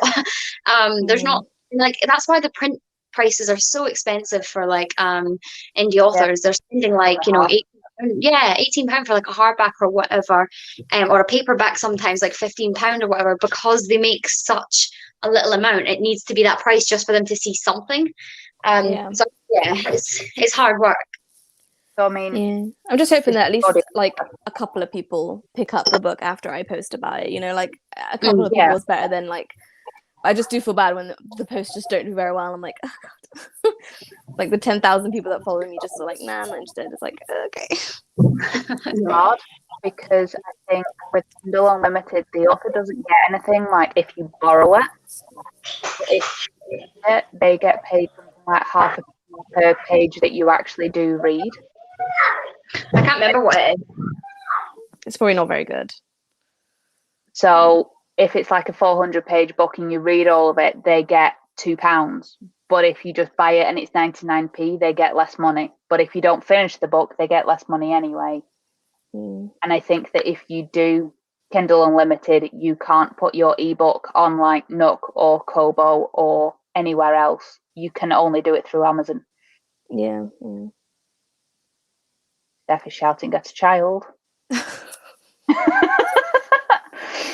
But no, I do think my Cold from the North post did quite well. That did really well. I'm happy about that because I'm also happy that he did reach out to me because I shared the cover with no kind of I was going to get myself. Oh, I saw that. But if honestly, if you want, like, I'm not going to go no. It's Well, lovely, though. I should really say no to it, but yeah, I don't know if he's going to send me an early or he's just going to send it to me when it's. I don't know. But I was just like, oh, thank you, you know, like, but.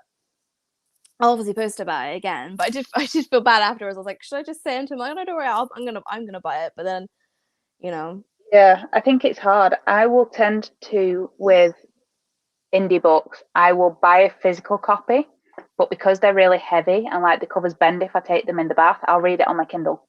I'll read it on my Kindle. This one, because it's one of those like Amazon, like where it's like the pages are like really white and it's just like heavy and it's not floppy. Look at it. It's not floppy at all. Not. It's on Kindle Unlimited, so I'm reading it on there. And I'm awful with Kindle books, but I feel like sometimes I almost read it. I don't know, like I had such an issue with Kindle before, but now that I've started reading more on there, I actually kind of not prefer it. I still love my physical books, but I do find some books easier to read. Yeah. I don't want a physical because it's easier. Like if I need to get up to let the dog out, I just put the Kindle down. I don't have to find a bookmark. I don't have to try and put it down. I walk around with mine. I'm like brushing my teeth and I'm reading as I'm brushing my teeth. That's what I was like with Magician. I'm literally walking around the house with the book like this. Yeah. So that's a good thing about Kindle books is that you can literally do other stuff because you're literally just using one hand. Whereas like with these, obviously, like I've got my little wooden things now, but it's not easy. It's not easy to like walk around like that. Of them. I find them hard because when I move my thumb to turn the page, it like swizzles around and moves. Oh, which ones do you have? I've got. Yeah. I would say this one's my favorite one because it's quite like big on these sides. Oh yeah, that's all right. I got quite good. I don't know where it is right now. I got one and I got it from Etsy. And you can see I had to wrap wool around it because the hole was really big. So now it actually. Like this one then. Fits. I really recommend. I was moving my thumb and it would just swizzle. Yeah, that one looks better. But this one's pretty because it's stripy. Although I admit it's hard when you turn the page because obviously you got to then like reposition yourself. But no, those are good. I do like them. But my thumb started doing it because I think UK books are bound that tightly that they're hard to hold it open. So I'll read and then my thumb starts bouncing up and down, so the page is going like this. I'm like, I can't read it. No, yeah. My dad was sat on holiday going, what are you doing? My thumb is protesting. It doesn't want to hold the book open anymore. What was it? Hitchhiker's Guide to the Galaxy. That is so tightly bound, the new edition. Well, it's like mass market paperbacks. Like you're like that, and you're like, I don't want to crack the spine, but you have on to it or anything. It's that hard. I could not crack the spine. Jeez. And you know, I like cracking my spines.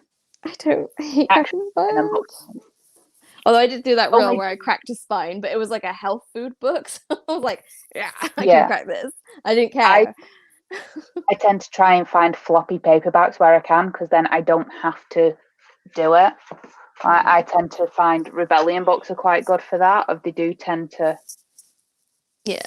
Well, this one's really floppy. The Orbit arcs as well are really good for that. I forgot what I was going to say then. I like how we just get in a tourist house. Oh no, honestly, I'm just constantly running around my house. I was gonna say, don't you find it annoying? I'm trying to find the book though. Oh, where is it? The reason I don't like Breaking Spines is because I like to sell mine on if I don't like it, and it's easier to sell it on if it's like as soon as it's a broken spine, no one wants it, and I'm like, oh, because like a charity shop, you go in, you're spending like £1. But I tried to say this to people on Depop. Some people on Depop message me and they're like, "Can you do this for £3 with postage?" And I'm like, "That is postage. That is like you're literally asking me to send it to you, not only for free, but you're making me spend money because Depop take a fee. So I would have to pay for postage myself. Depop take a fee. I'd have to pay like £1 to send it to them. And I'm like, are you nuts? Like I get Depop. Like I try really hard to do really like fair prices. Like a lot of mine are like £1.50, £2.50. There's some that are like obviously a bit more because they're like new hardbacks because I've read them once and they're like pristine. So I'm like £8. Even then it's like hardbacks are easy to sell on though. Yeah. But some people are just like trying to get stuff for free and I'm like, nope. I was going to say, the thing that annoys me, sorry, I don't know why it made me think of it. I've lost what we were saying at the point that made me think of this. But I hate when you have a big floppy paperback like this, like one that's like the size of your frickin' face, right? Love that. Yeah. And then you get the next book and it's like this. Why? Just why? They're the same size. Why? I think you got a US edition. I think you got a US one as the first one. But just why make it different? Just why not do it the bloody same? Yeah. Bought you the first one for £1 from Poundland. Yeah, it was. To be fair, it was £1 from Poundland. I found Jade City in 66 books, and I'm pretty sure that I've got the US edition. So now that if I get the second one, I know I've got to go and find the like US edition of it. I broke my rule and bought the second one because it was like £4 on Amazon. Yeah, I think that's why I got this one because obviously that one was £1 on the like Jade City was £1 in like a Poundland or something, but then this little one was only like a couple quid on Amazon, and I was like, oh, better get it. And then I realized that they weren't the same size. I hate that. Trying to find a book that will really irritate you because of how many times I've cracked the spine. It's in the other room. Oh, yeah. Your whole shelves irritate me. Oh yeah. I love when you've got like a mass market paperback next to a hardback, and I'm looking at it like, that's because they have to be alphabetical. Oh, you do alphabetical. I can't find anything otherwise. That's why I can't do rainbow shelves. People that do rainbow shelves, I'm like, you're separating series. What are you doing? You know what? I think it's amazing because it's pretty and it's aesthetically pleasing. I just can't personally do it. No. Oh yeah, those are some cracked spines. I thought I find me some spine. This one. These are my original Lord of the Rings that my brother bought me when I was 11. Like, you know, it shows you've loved them and they're well read. That's fine. I don't mind that. I've been in the bath twice because I dropped it. Because I've got like a childhood book and it's got like rips out of the pages and I have no idea why. There's like chunks of pages ripped. I've got a poetry book like that. That's from my childhood. It was like literally, it's not a poetry book for children, but it is like an old poetry book, and it's literally got my pen in it, ripped pages, and all that kind of stuff. Because my mum used to read it to me. It's nostalgia, though. You can't get rid of those ones. I don't think I have any that are as bad as that because I try not to crack my spines. Oh, we're doing well then. But yeah, I don't know if I have actually. Let's see. I might have one down here that's like really, really cracked somewhere. Have you guys read Jade City yet? No. That could be a possible book. It didn't come here to be attacked. It could. Because I think the third one comes out later this year. Yeah. That could be next month's pick, possibly. Definitely. Although I think we said about Dragon Mage. About it. Oh yeah, we did say Dragon Mage. Because we all own it. Yeah. Oh, you have it on Kindle. Yeah, well, to be fair, she did ask me, she emailed me recently and said, did I want a copy? Will you get your face out the camera? She tried to send me a copy, but I was like, it's fine, I've got it on my Kindle, I don't really need a copy. Yeah, but I reached out to her to see, because I didn't realize that she was from the US, so when I reached out to her, and she was like, I would send you a physical, but it's very expensive. And I was like, well, I'll cover postage costs, because I have like a US address that I use, and I can usually get a quite good deal on the postage costs.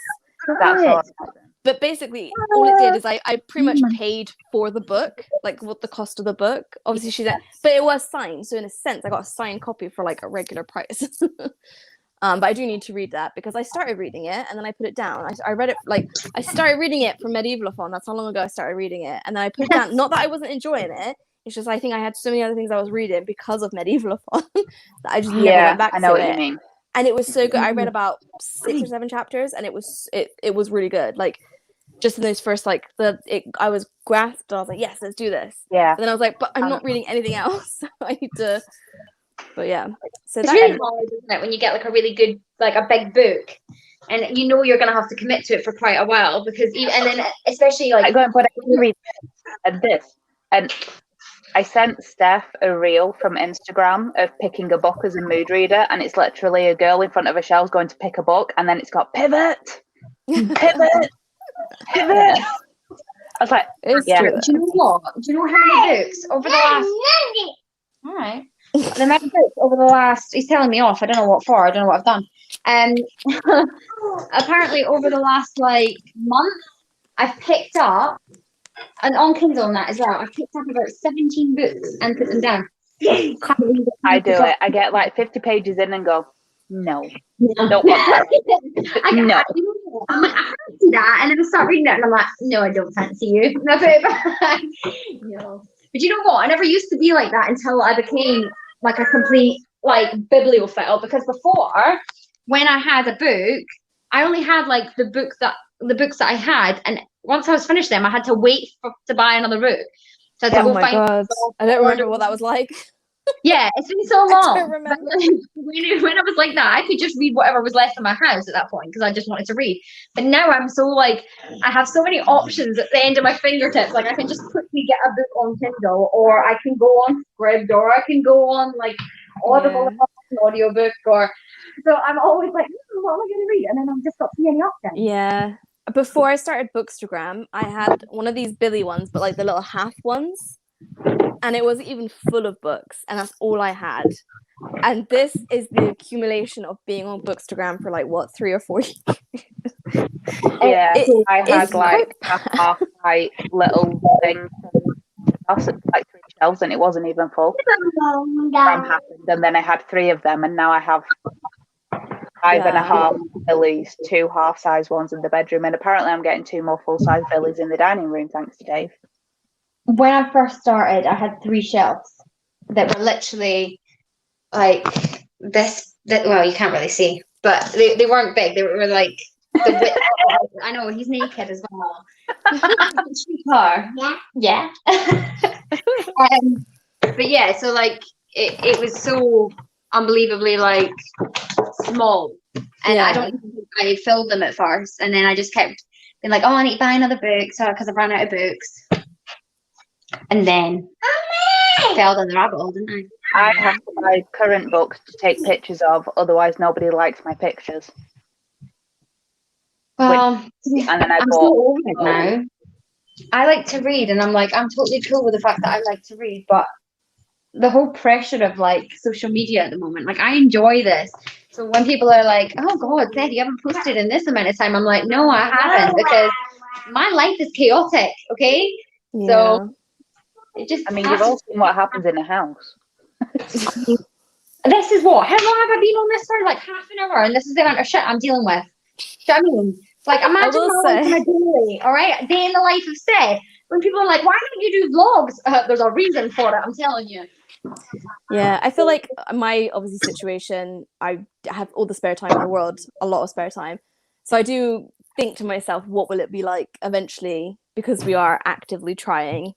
It's taking a while because of my newly diagnosed PCOS, which was a fun little thing to happen last year, amongst all the other stuff. But I do think, like, will I have enough time, and will that mean that my book spending goes down? Because at the moment I'm like impulse buying, which has gone massively down. I used to just like buy, and I feel like because I've been sent a lot of books as well, I've stopped buying as much. But I don't know why I've got an issue of like, I have yesterday spent 3 hours trying to get that freaking Goldsboro Empire of the Vampire when I have 3 other editions coming. No, I mean, I really wanted to. I did, honestly. 3 hours and I didn't get one. I was so shit ton up on eBay. People yeah. put them on eBay already trying Did to you not sell see them. my rage post yesterday? I did. So gross. Everyone, I was I've like, had it's like not so even many people released. message At me. least wait until you have the physical copy to take a picture of. Yeah, I know Because I people bet are you half reporting of those it. listings don't actually have an No, order. yeah, it's got like the Goldsboro picture, but a lot of people are reporting it. I'm like, technically, they're not doing anything illegal. They can sell. The only thing that you can't like hike the price up if you buy it is like, you know, when the pandemic hit, I know that a lot of like convenience stores were buying all the hand gel and then upping the price. Yeah. That's illegal. You're not supposed to do that. But in the sense of like, they can buy any book they want and hike the It's a price up. limited edition. At the end Yeah. of the day, there's a limit. There's a numbered amount. Get out of it. And there's a limited amount, and therefore, like, and because this is the thing about consumerism, if there is a demand for it, they can put it up, and people will pay it. So One of them's got 22 bids on it already, so people are obviously willing to pay. I'm not. I was willing to pay 30, but that was my maximum. I was like, I'm no, holding no, no. out for somehow finding it in a charity shop.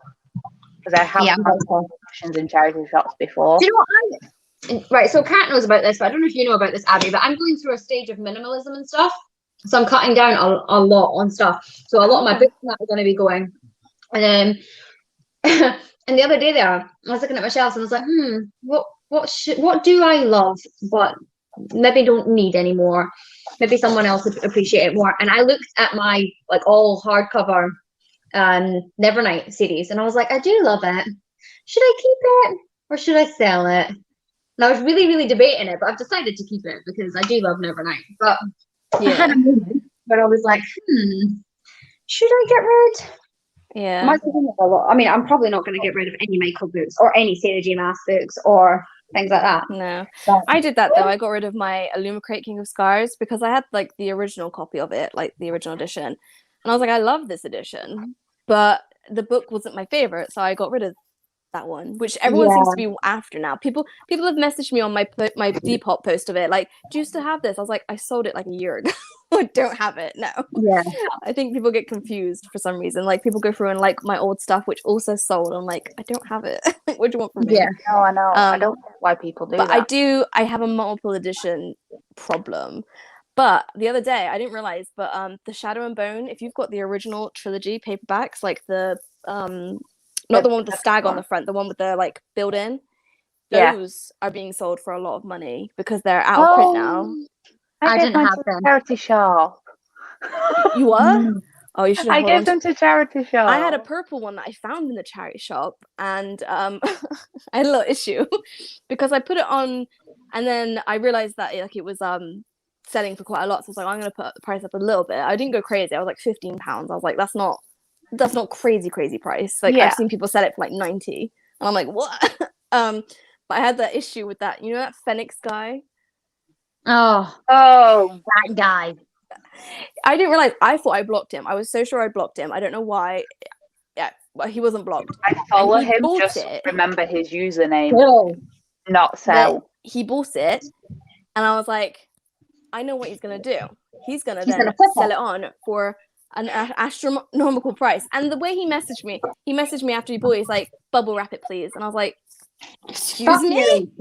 I was like, that's a very, like, you could say, oh, hi, I just bought this. If it's okay, could you bubble wrap it just to make sure it's, like, I've had many people say that to me, and that's fine. I usually always do. I put it in book bags and all this kind of stuff. But he was just like, bubble wrap it. He did say please, but I'm like, still. So without even messaging him, I refunded him. And then I blocked him. And then he left me a 1-star review because he was like, she blocked me for some unknown reason. And because then he blocked me, I couldn't message him and tell him why. I was like, you're a piece of shit that sells stuff on for a ridiculous price.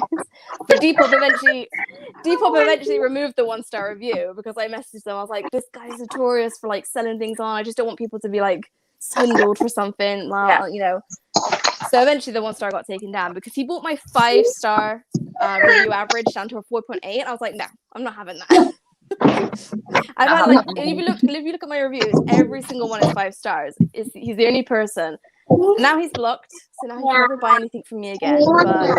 But yeah, so I sold the purple edition of that for like 15 quid. So it's a shame you got rid of them because you could have probably got a good bit of money for them. I sold, you know, like that original edition of Strange the Dreamer, the blue cover. Oh, with it was signed in that as well, and I sold it for like 20 quid.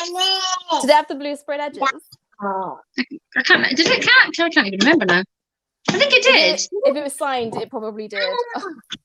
If it was signed and it had blue pages, you could have got like 300 quid for it. Yeah. Live and learn. Live and learn. People keep going on to my Crescent City, you know, the tour edition, and they're like, "Are you selling this like for like $250 and whatever?" And I'm like, "No, bitch, this is Sarah J. Maas. I'm not selling it. Be serious." Well, people want the Court of Silver Flames tour edition as well. Like I've seen people asking for that, and I'm like, "Nope, that's mine." Oh, I got rid of me. I know you're still angry at me, Steph, for getting rid of the arc. I'm really sorry. I'll never be forgiven, will I? Never in your life. And the sad thing about that is I didn't even get like an arc that I wanted. I just got a bunch of arcs that I wanted to read, and most of them now I've traded off.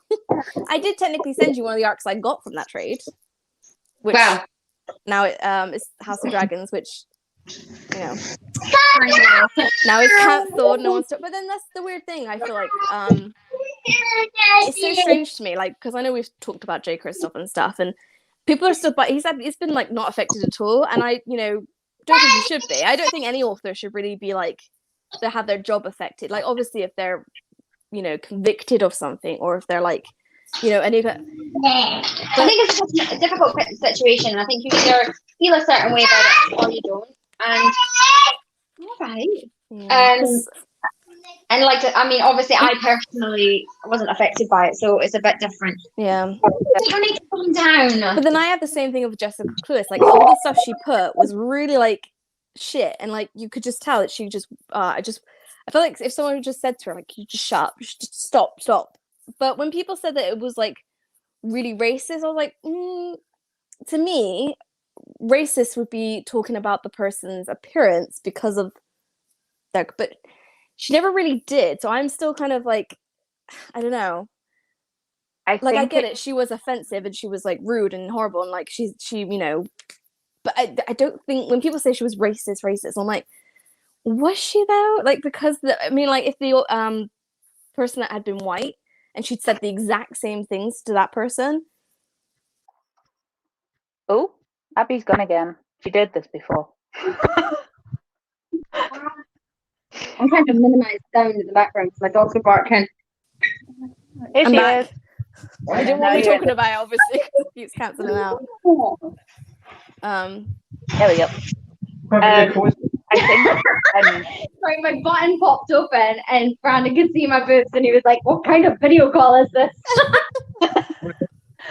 I don't have that problem, but Lois, I've seen screen grabs of some of the tweets that she sent, and one of them was she told that lady to go and sit and spin on attack. I don't know whether that has any kind of racial implications. I googled it because I wasn't sure. I was like, I've never heard of that saying before. I was like, is that that was like the worst thing was saying she said, and I'm like, I don't know if that relates to something that I'm completely unaware of. I googled it, and from the sounds of it, it is like a old school insult, but it's got nothing to do with race.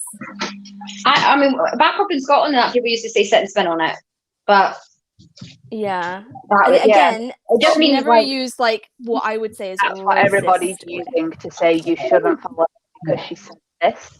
Yeah, honestly, Google the phrase and see. Because like I googled it and I was like, I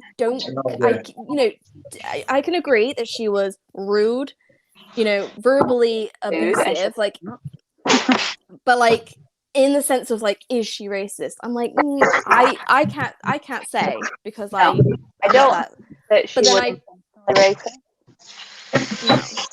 Like if she'd said the N-word, then obviously then you're like, well, that's racist. That's, you can immediately say. But when I think the thing I have is the same thing that happened with Jay, is he criticized a Twitter user who also just happened to be black. And the thing is though, like no one's got like a thing of like him. He didn't reply to her. He was replying to Charlie. I don't know if he even saw that tweet. Because he wasn't tagged in it. He wasn't like, it was nothing to do with him. He didn't see the original tweet. He had no idea who said it. He just saw his friend was upset and it was just ignorant. He was just saying in a general sense. But then people were like, well, he tried to silence. And I'm like, yeah, I don't know. I feel like things are going to get misconstrued. But again, I'm not going to speak on, someone being offended because like it wasn't my, I can't say in a sense. But then I do feel like sometimes things are said so flippantly that then you look into them and you're like, is it though? Or is that just like because of who said it to who? Yeah. Like you can disagree with anybody. Right. You don't, like you can disagree with people. But like, it had been taken that way. Yeah. I just feel like this is the thing, like, no, people like, I'm not going to tread on eggshells. If I disagree with someone, it doesn't matter. Obviously, if it's something to do with like their beliefs and religion, then I'm not going to like, because I'm vegan. I know it's not a belief, but I'm never going to say to someone like, I used to be, when I first turned vegan, I was like, oh, people shouldn't be eating. And now I'm like, do what you like. This is your life. Do however, I'm going to eat the way I eat because it makes me feel better. I feel better about not, because I'm an animal lover and I don't want to like, that's my opinion, that's my belief. Oh yeah. If someone disagrees with me, I'm not going to go, oh, you're prejudiced against me. like, like I know it's not the same. I know I'm trying to like, but it's just the only way I can think of something that I believe in or that I am part of, like technically the, vegan community. If there is one. And I'm just like, if you disagree with me, you disagree with me. But that's just, because I have many people say to me like, oh, what about this? And I'm like, that's your opinion. My opinion is this. So I do feel like sometimes difference of opinion then gets misconstrued. And then as well, I hate these like lists on Twitter of authors that are all listed together. And I'm like, you've got people in there that just said the wrong thing. And then you've got people in there that have been like convicted of sexual assault. They're not the same. You can't put them all in the same list. There's people that should never be published, never be read from again. And then there's people that made a mistake. If they're going to learn from it and grow, that's great. And then, and that's the thing. I don't know. I like that book. I guess I'm biased because I did like it, and I want to read the second book because I love the first one so much. So I got like a thing about it of like, I just don't see how she got so cancelled, and then Jay almost has the same critiques, but he's still, selling out. But like, I'm not against Jay like at all, but I'm just saying it's weird how that works. I think it's different because she went on the attack. Yeah. And I mean, I'd already bought House of Dragons. I haven't read it and I've unhauled it because from what I've seen, you're never going to get the last book. She's been completely dropped by the publisher. That series is gone off her profile page. So I'm not starting a series that I'm never going to get to finish.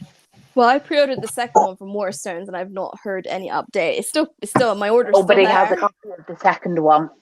So I'm like, no, not doing it because it'll really irritate me. Whereas when the critiques come out for Jay, I don't know if it's because every single time he has a new book, people attack him. Yeah. He goes quiet. He sits. He waits. He sees what's being said. He apologizes for it. The name Adonai. I think it's difficult to say about the apologies now if you're not in a group that are obviously affected. Exactly. I'm not affected. So, like, for me, it's not my place to. It's not my place to say I forgive him because I'm not affected by it. So for me, I'm like, those books. Obviously, I read them and I didn't. I mean, I didn't see any of it that obviously people saw that obviously are now complaining about. So obviously that's my privilege not being able to see it. But at the same time, again, like I'm sure that it wasn't intentional in the slightest. I don't think that Jay seems like a really nice guy from what like we see of him. Fantastic, but I don't think he would do something like intentionally harmful.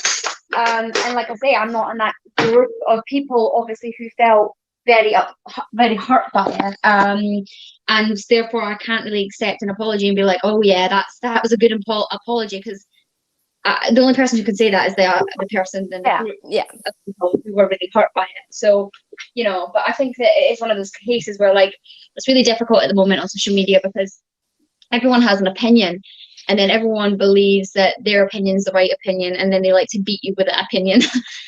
So obviously there is obviously and it can be. Don't get me wrong, some of this is just basic human rights and stuff that you would expect anyway. And people are just being absolute knobheads. But then obviously there are the witch hunts that that seem a little bit less called for, like people calling for people's heads over things that you think, is that necessary? But again, I think unless you're affected personally, you can't really make the judgment to say either way. No. I always like that as well. see both sides. Like, for example, the Jay thing about the representation in his Storm Stone Dancer. Dancer. The Lotus War, I think it's called. Yeah, I personally didn't like that scene. Taking a very sarcastic tweet that he made as fact, instead of the actual fact of he had at least 4 Japanese people helping him write that, and he copied everybody. Yeah. So I think he always does just rub people the wrong way because of his personality. It's like one of those personalities you either like or you don't. Oh, Steph's gone. I think someone came in the kitchen. Yeah. So I always Yeah. try and take a step back and look at both sides and go, is Twitter, because it's like Chinese whispers listing what, like some of the things that I was seeing, like you were telling me were on Book Talk and stuff. It wasn't true. He's not said it. I followed him since like 16. It's not true what they're saying because I see it every single year. And that's the thing. It's good to bring awareness, and I'm so glad that people are looking at things like that because you don't want it to happen, and it's good to now bring awareness to it so that hopefully it never happens again. But it is one of those things where I think some people don't, because I look into it. When I hear something, I'm like, right, I'm going to look into it myself, and I'm going to get my own opinion. Doesn't mean that I'm going to make a judgment. No, but I'm not going to say to someone like, no, that, you know, you're wrong. I'm just going to say, well, this is what I think about it. This is the way I took it. And again, very much so that I think some authors need to stay off Twitter. Some people need to like just, you know, don't say anything. But it's even like now the things of like, it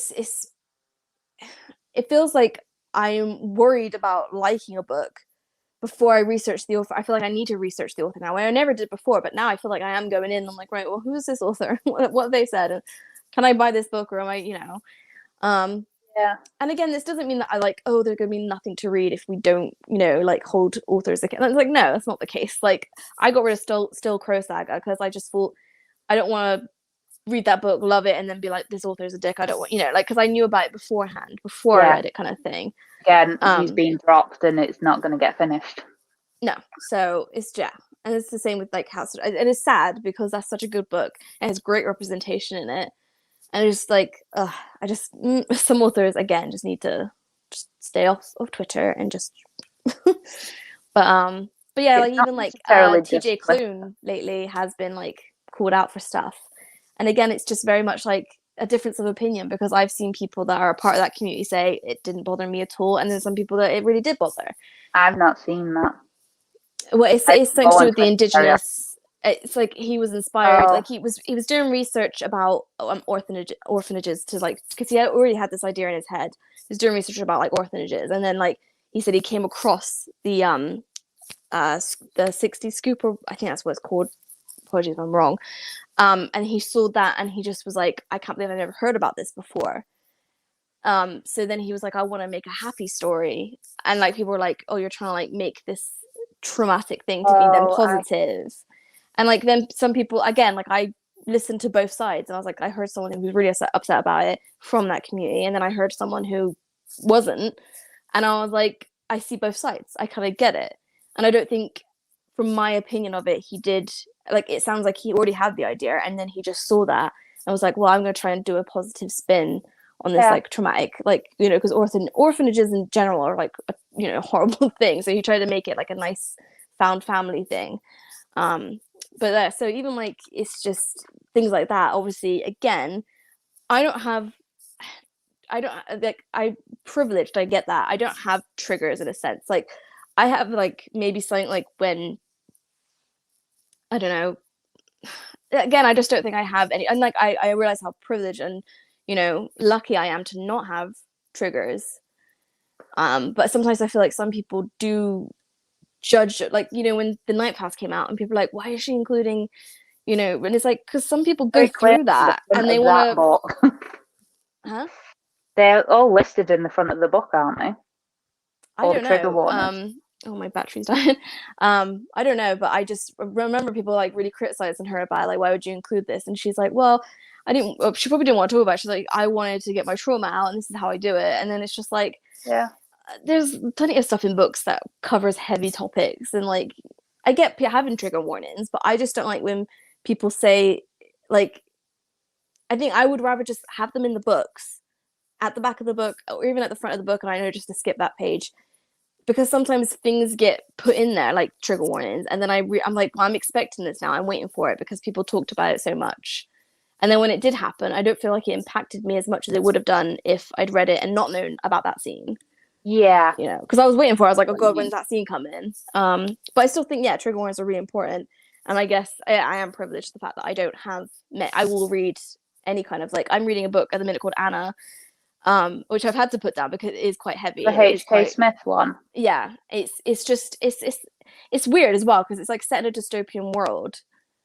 But it's like, yeah, it's just got a lot of like abusive stuff in it, which is hard to read, which is why I'm not like binging through it, because I read like a couple of chapters where I'm gonna put this down now. I'm gonna go into something a bit lighter, a bit more like fun. So I don't know why I picked up the Poppy War. But yeah, so like I get like bogged down by books like that. Like some of them I read and I'm like, I need to put this down for a sec just to give myself a breather. But I'm lucky enough not to be affected by those kinds of things. So again, I realize that's like very privileged. I mean, my only main trigger warning is attack. If a panic attack is described and it is anything like how I have a panic attack, I will start having one when I'm reading. I had that issue with As She Ascends by Jodie Meadows, and it's made me not want to continue with the series. Yeah. Because she was that good at describing them that she clearly has some form of anxiety disorder herself. But I'm like, I don't want to pick it up because I don't want to feel like that again when I'm reading the book. Or animal death. But then if I know there's going to be an animal death, anytime there's an animal in the scene, I'm sat going, oh my God, is this the chapter? Yeah. Don't. So I think my I think if I had to pick something, I read Threadneedle, and there's a lot of like bitchiness, like girl bullying girls, and I think like that was hard for me to read because I just don't like because at school that's what I experienced. I just was like, I was reading it, I was like, this is my least favorite part because I feel like it was so petty. It was almost like not neat, like as much as like it included in there, it obviously was for something. I just feel like it was too much of it was like I didn't need all like the whole book to be about like bitchy, like, you know what I mean? Like I don't want to read a whole book about bitch. Like if it's included in there for a reason, which it was, that's fine. Yeah. But when the whole book is like, oh, just bitching at each other and just bullying each other, I'm just like, God, I can't like. So that was my main critique of that book was like, why was there so much? It didn't need to be like this much, and I felt like it did kind of take my enjoyment out, and I was affected by it a little bit because I just don't like bitchiness between girls and stuff. That's why I tend not to like school settings because generally your main character is being bullied, and as a girl who got bullied in high school because she was a nerd, and a little bit overweight, it's not fun to read from because I've gone through that. I'm like, I don't like it. The main reason I don't read a lot of contemporaries is because there's a lot of like, especially ones that are set in like a high school scenario. Bitchiness just always gets to me. I'm just like, I feel like I'm back at school and I don't want that. Yeah, it's not great. Oh my God, is it almost 8 o'clock? Yep. Wait, weren't you going out? No, I was supposed to be going dancing with my sister. But then she's texted me this morning going, I've hurt my foot, I'm not going. You can go by yourself and I'll just sit and watch. And I'm like, I'm not dancing by myself. I did think to myself, I was like, I feel like we've been going for a while, but I didn't realize it had been like 2 hours. And I was like, you know what? My IBS is playing up today. I don't feel particularly great myself. I don't want to dance by myself. I don't really think my sister will want to sit there by herself all night watching me dance with everybody else who's there. So I'm like, well, just leave it. Yeah. I'm not that fussed. I'm like, I'll do my live show and I'll read a book. Yeah. It's another live show that we've completely gone off into multiple tangents, multiple ones. We do definitely do like a series of these somewhere on like favorite books, favorite tropes. It's necromancy. Yeah. And I like as much as like we talked a lot about like book, like, you know, book community issues. I don't like, again, I a lot of the times don't have like I can have my opinion, but I know that my say isn't really important, so I'm never going to talk about them like massively. Like I will give my opinions if I feel like something's wrong or right, and then, you know, but like I'm never going to say to someone, this is how you should feel about it. You're wrong. This isn't how you should feel, you know. And plus as well, like I don't like the book. I go to Bookstagram to like escape and talk about books, and I get it. Like it's still a major part. I mean, like I'm not saying that Bookstagram has to be this safe space where no one talks about dramatic, like, because obviously I like to being made aware of stuff too. Like I like being made aware of things. But yeah, I in my personal thing of like I don't want to go into like book drama too much, or book community, like about authors and stuff, like. And I got told off for not sharing stuff about problematic authors. I'm like, I don't know enough about this subject to have an opinion on it, and I don't want to say the wrong thing because I will get jumped on. And to be perfectly honest, Instagram is supposed to be my escape and my safe place, and it doesn't feel very safe for me right now, which is why I'm not on there.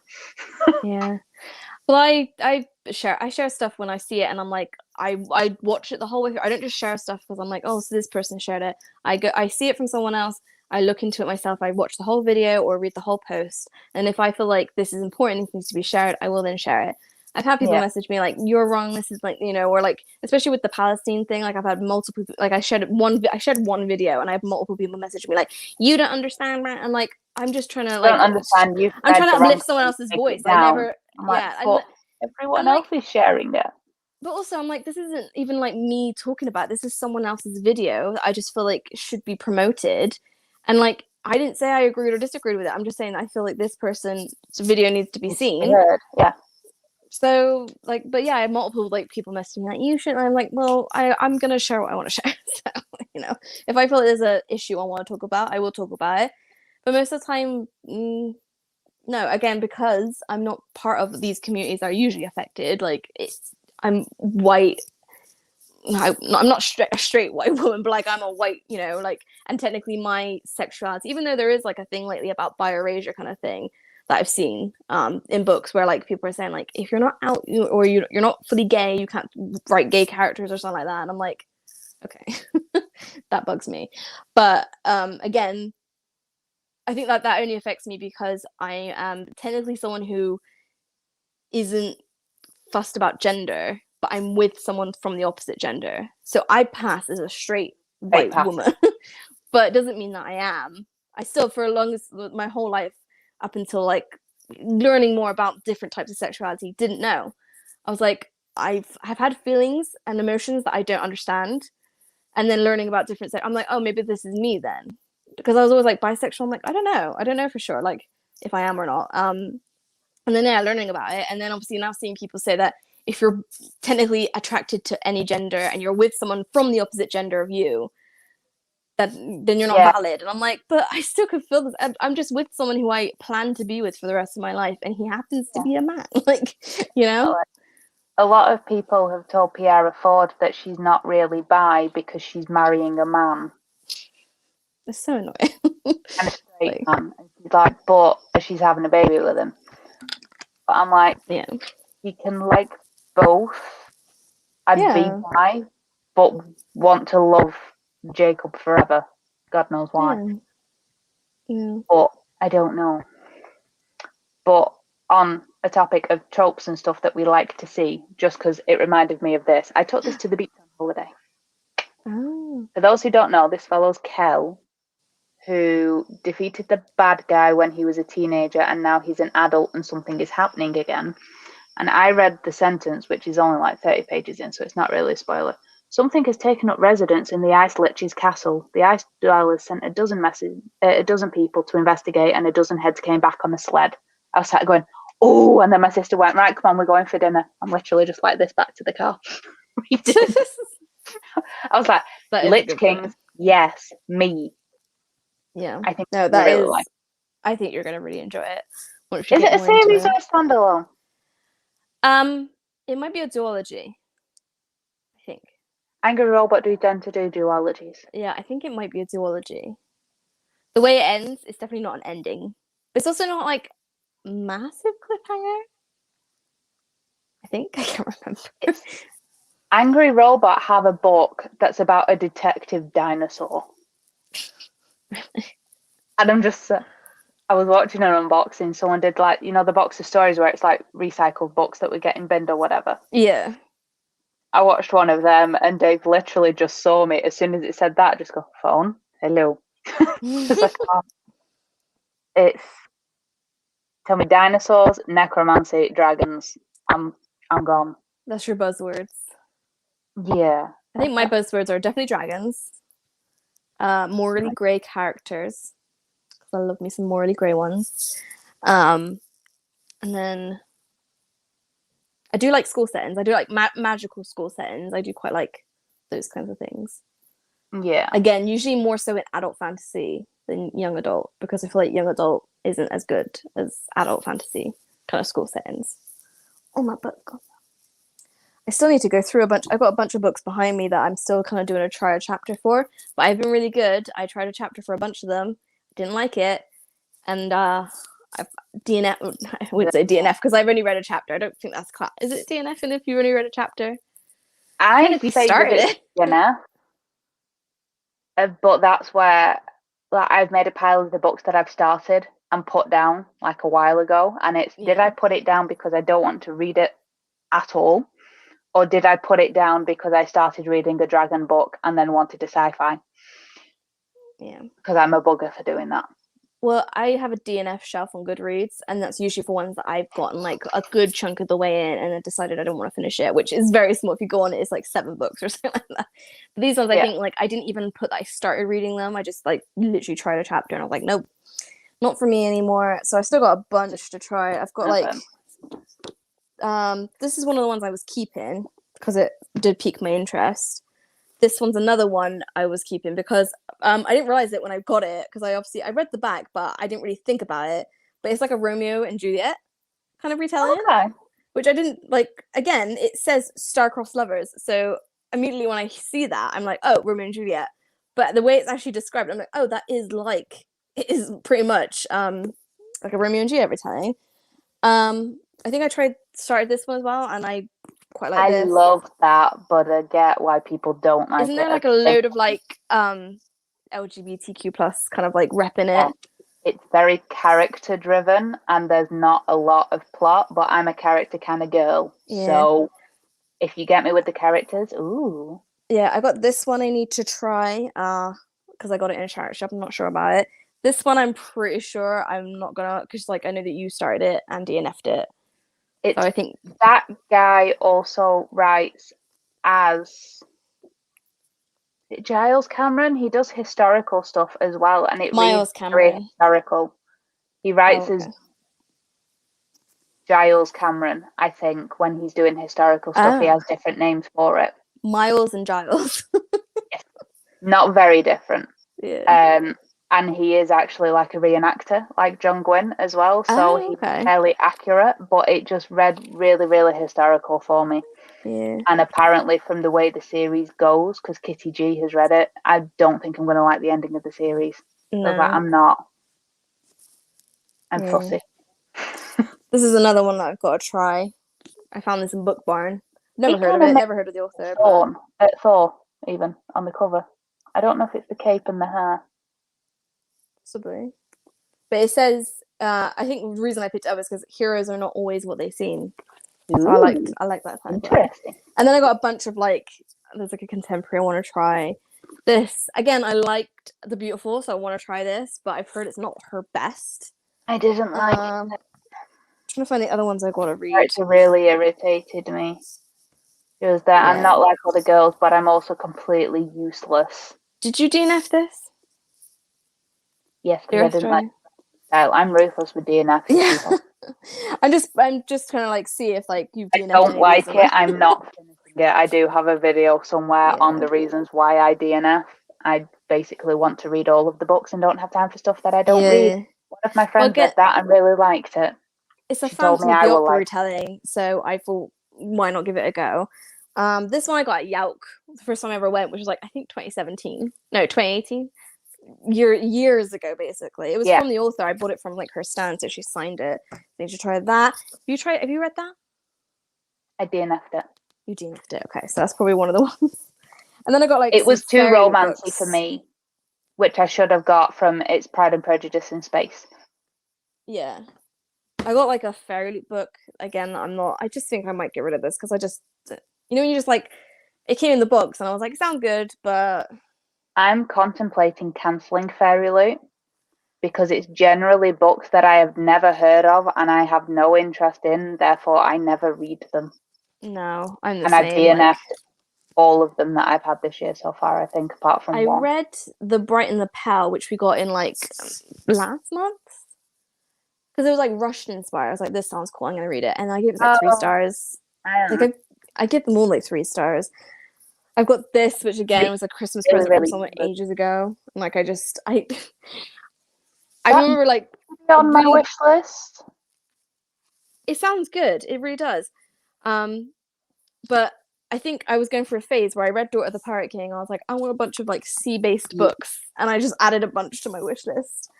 And then I just got like ones that I've read the first book so long ago. Like I read Nixia so long ago, and I really enjoyed it, but I've not continued, even though I have the sequel.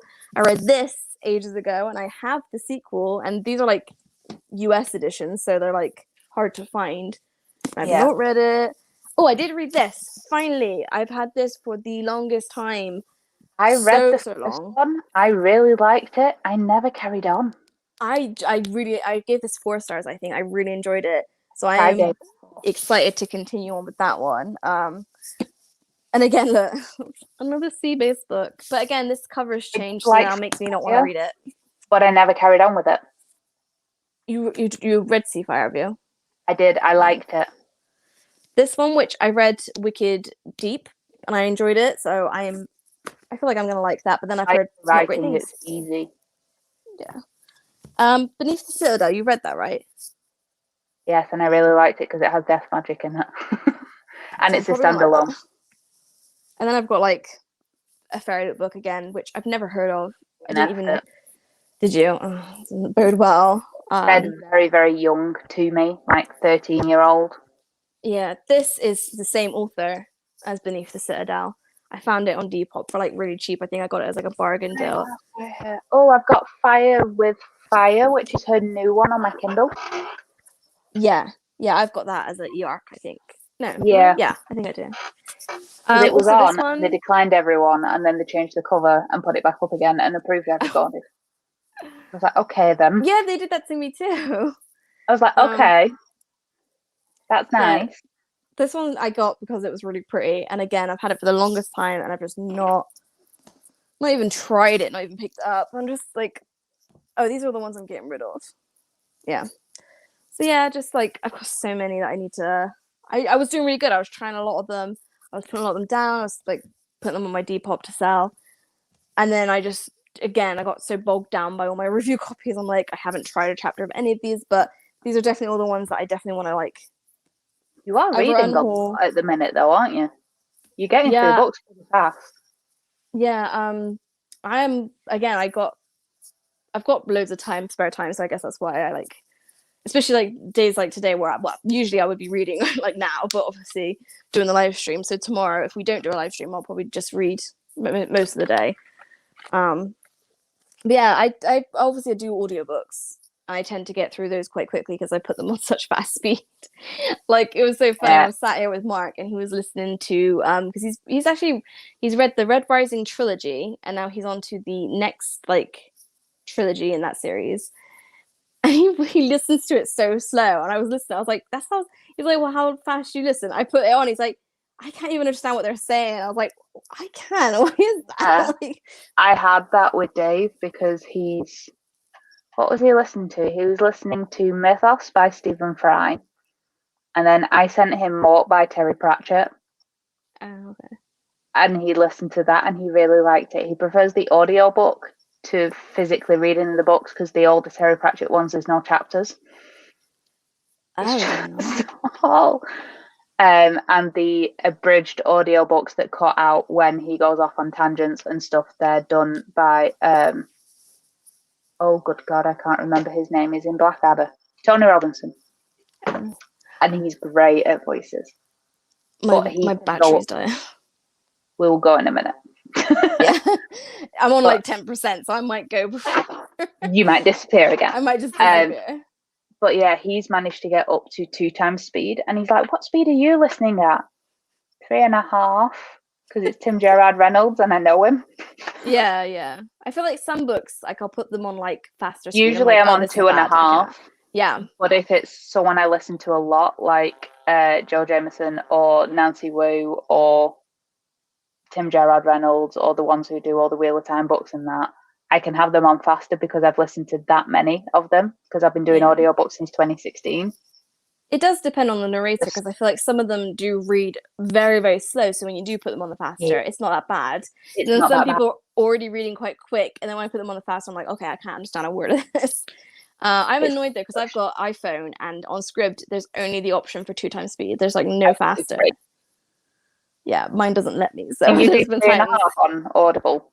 Yeah, it goes all up to 3.5. But yeah, with the Scribd, it's two times is like the fastest, which is fine because like I feel like sometimes I do listen too fast and then I don't take it in as much. So I need to like make sure that I'm not listening. No, I have to rewind a few chapters and do that again. Yeah. But yeah, I do rely on audiobooks a lot. Like I wouldn't get as many books read for sure if I didn't do audiobooks because sometimes I just find it hard to physically read, to keep my attention to physically read. Whereas like I'm just sat there listening, it's easier. Like when I'm making tea, I put my headphones in and I'm just listening. Washing up, walking the dog. Yeah, there's like loads of times that I get a chance to listen more so than I get a chance to read. Like in the car, just driving somewhere. Yeah. So yeah, I do rely. I get migraines a lot as well, and I can't physically read when I have a migraine, but I can still listen to an audiobook. No, my migraines get so bad that I have to go into a dark room. I don't get that with mine, luckily. I think as well, maybe because of my eyes, because I got such bad sight. But my migraines, like I can tell the difference between just a general headache. Like I can pretty much get on with my day. Like I had a headache most of today, and I can kind of just get on with it, especially because I'm, that time of the month as well. I always get headaches and stuff, and I just feel. I mean, like obviously with my PCOS, it's gone a lot worse. Where I actually have days I can't get out of bed, which is really fun days. But when I get a migraine and it's like that pain behind the eyes and it's like sharp, I'm like I can't look at anything. I get like it's like there's water in my eyes as well. My vision like wavers. Yeah, mine it's just more so the pain and like just looking at it, like having my eyes open hurts. So I have to go in. I've got like a sleep mask. I put that on. I like have like everything kind of like quiet as can be, and then I just sleep because that's all I can do. So yeah, but my battery is gonna die. Yeah. So that was a very long ramble, and not a lot of it was actually about the book. I think people are going to probably be like, are you ever going to do one that's like dedicated to the actual book? It's like, yeah, sure. Need Steph to round us up. Yeah, we do. But also, I feel like maybe finding a book that we all really like love because we all love. The first live stream, we were talking about Michael because it's so easy. We were like, yeah, Michael. We were just gushing. But obviously, like with Major's Blood, you two didn't finish, so it was hard to talk about it because I was talking about what stuff that happened, and you were like, yeah, I didn't get that far. And then like obviously with this one, because you didn't like it a lot, which we did have good points. We've made good points about it. But I think maybe going forward, maybe like when we go, we should take notes while we're reading it so that we've got more structured points to make. I'm gonna have to do that. Yeah, I feel like that's the thing. I only finished it on Sunday, and by Tuesday, I was like, I don't remember anything that happened. No. Other than the princess takes over, nothing. Yeah. Because I tabbed Michael's book, but obviously I tabbed too much to the point where I couldn't find stuff because I tabbed everything. So yeah, I know. I think I'm trying to tab this, but then I'm like, I don't know what to tab and what not. Although the first paragraph in this made me laugh. Dad told me off for being too loud at the beach because I was laughing at it. Yeah, no, it's really good. So yeah, so I'm definitely gonna be reading more of this tonight, and I'm really enjoying it. I got to get through it as well. It's only 300 pages, so I've got the rest of tonight before I go to bed, and then I've got most of tomorrow. And all of Sunday because I post usually quite late. But so far from the first prologue, I can see this kind of being like a really kind of fun read. I might be wrong; it might completely take a turn and go really like serious. But from the most part, from what I've heard and from like how the authors described it, is very much just like a fun. Like if you're a fan of wrestling and you're a fan of like fun fantasy, this is kind of your kind of thing. But yeah, so I'm excited to get more into this. But what are you sniffing at? It's also gone really dark on my end. I just realised I haven't turned any of the lights on. So I'm sat in front of a massive window, so I'm good. What are you sniffing at my shelves for? So cute. He's literally just going. can see. He's judging you got too many books. Too many books, Mum. Never too many books. Right. Anyway, hopefully Gotta we'll wrap announce up the live today. show a lot sooner to give people It more was time. my fault. I was on holiday. You were on holiday. But yeah, hopefully with this next one we'll be more structured. I think we say this every single time. You say this every single time, and then Yeah. you try and round me and step up. I've not And then finished yet. I'm like, have you finished, guys? Because I'm like, I finished. And you're like, we DNF'd it. I'm like, no. So yeah, but yeah, try to be more. And then like for next month's pick, we will pick it actually before the end of this month and announce it so that people can actually like get the book, but then we all forgot to actually announce it, and then it was, well, we Yes. can't do that now because it's huge. Yeah. It was just, I think because we're already over a week into it, and it's like almost, it was like 800 pages, 700 pages. I don't know. It's massive. But yeah, if not, if we don't do like it next month, which I assume we probably will, we'll definitely do it at some point. And then I think Jade City might be a good shout as well. I agree. Right, anyway, my battery's gonna die, so Okay. I'm gonna leave. I'm gonna actually say goodbye so I get a chance to say goodbye. Yes, although we will probably still chat later. Yes, as usual. But yeah, bye guys. Bye. Not you.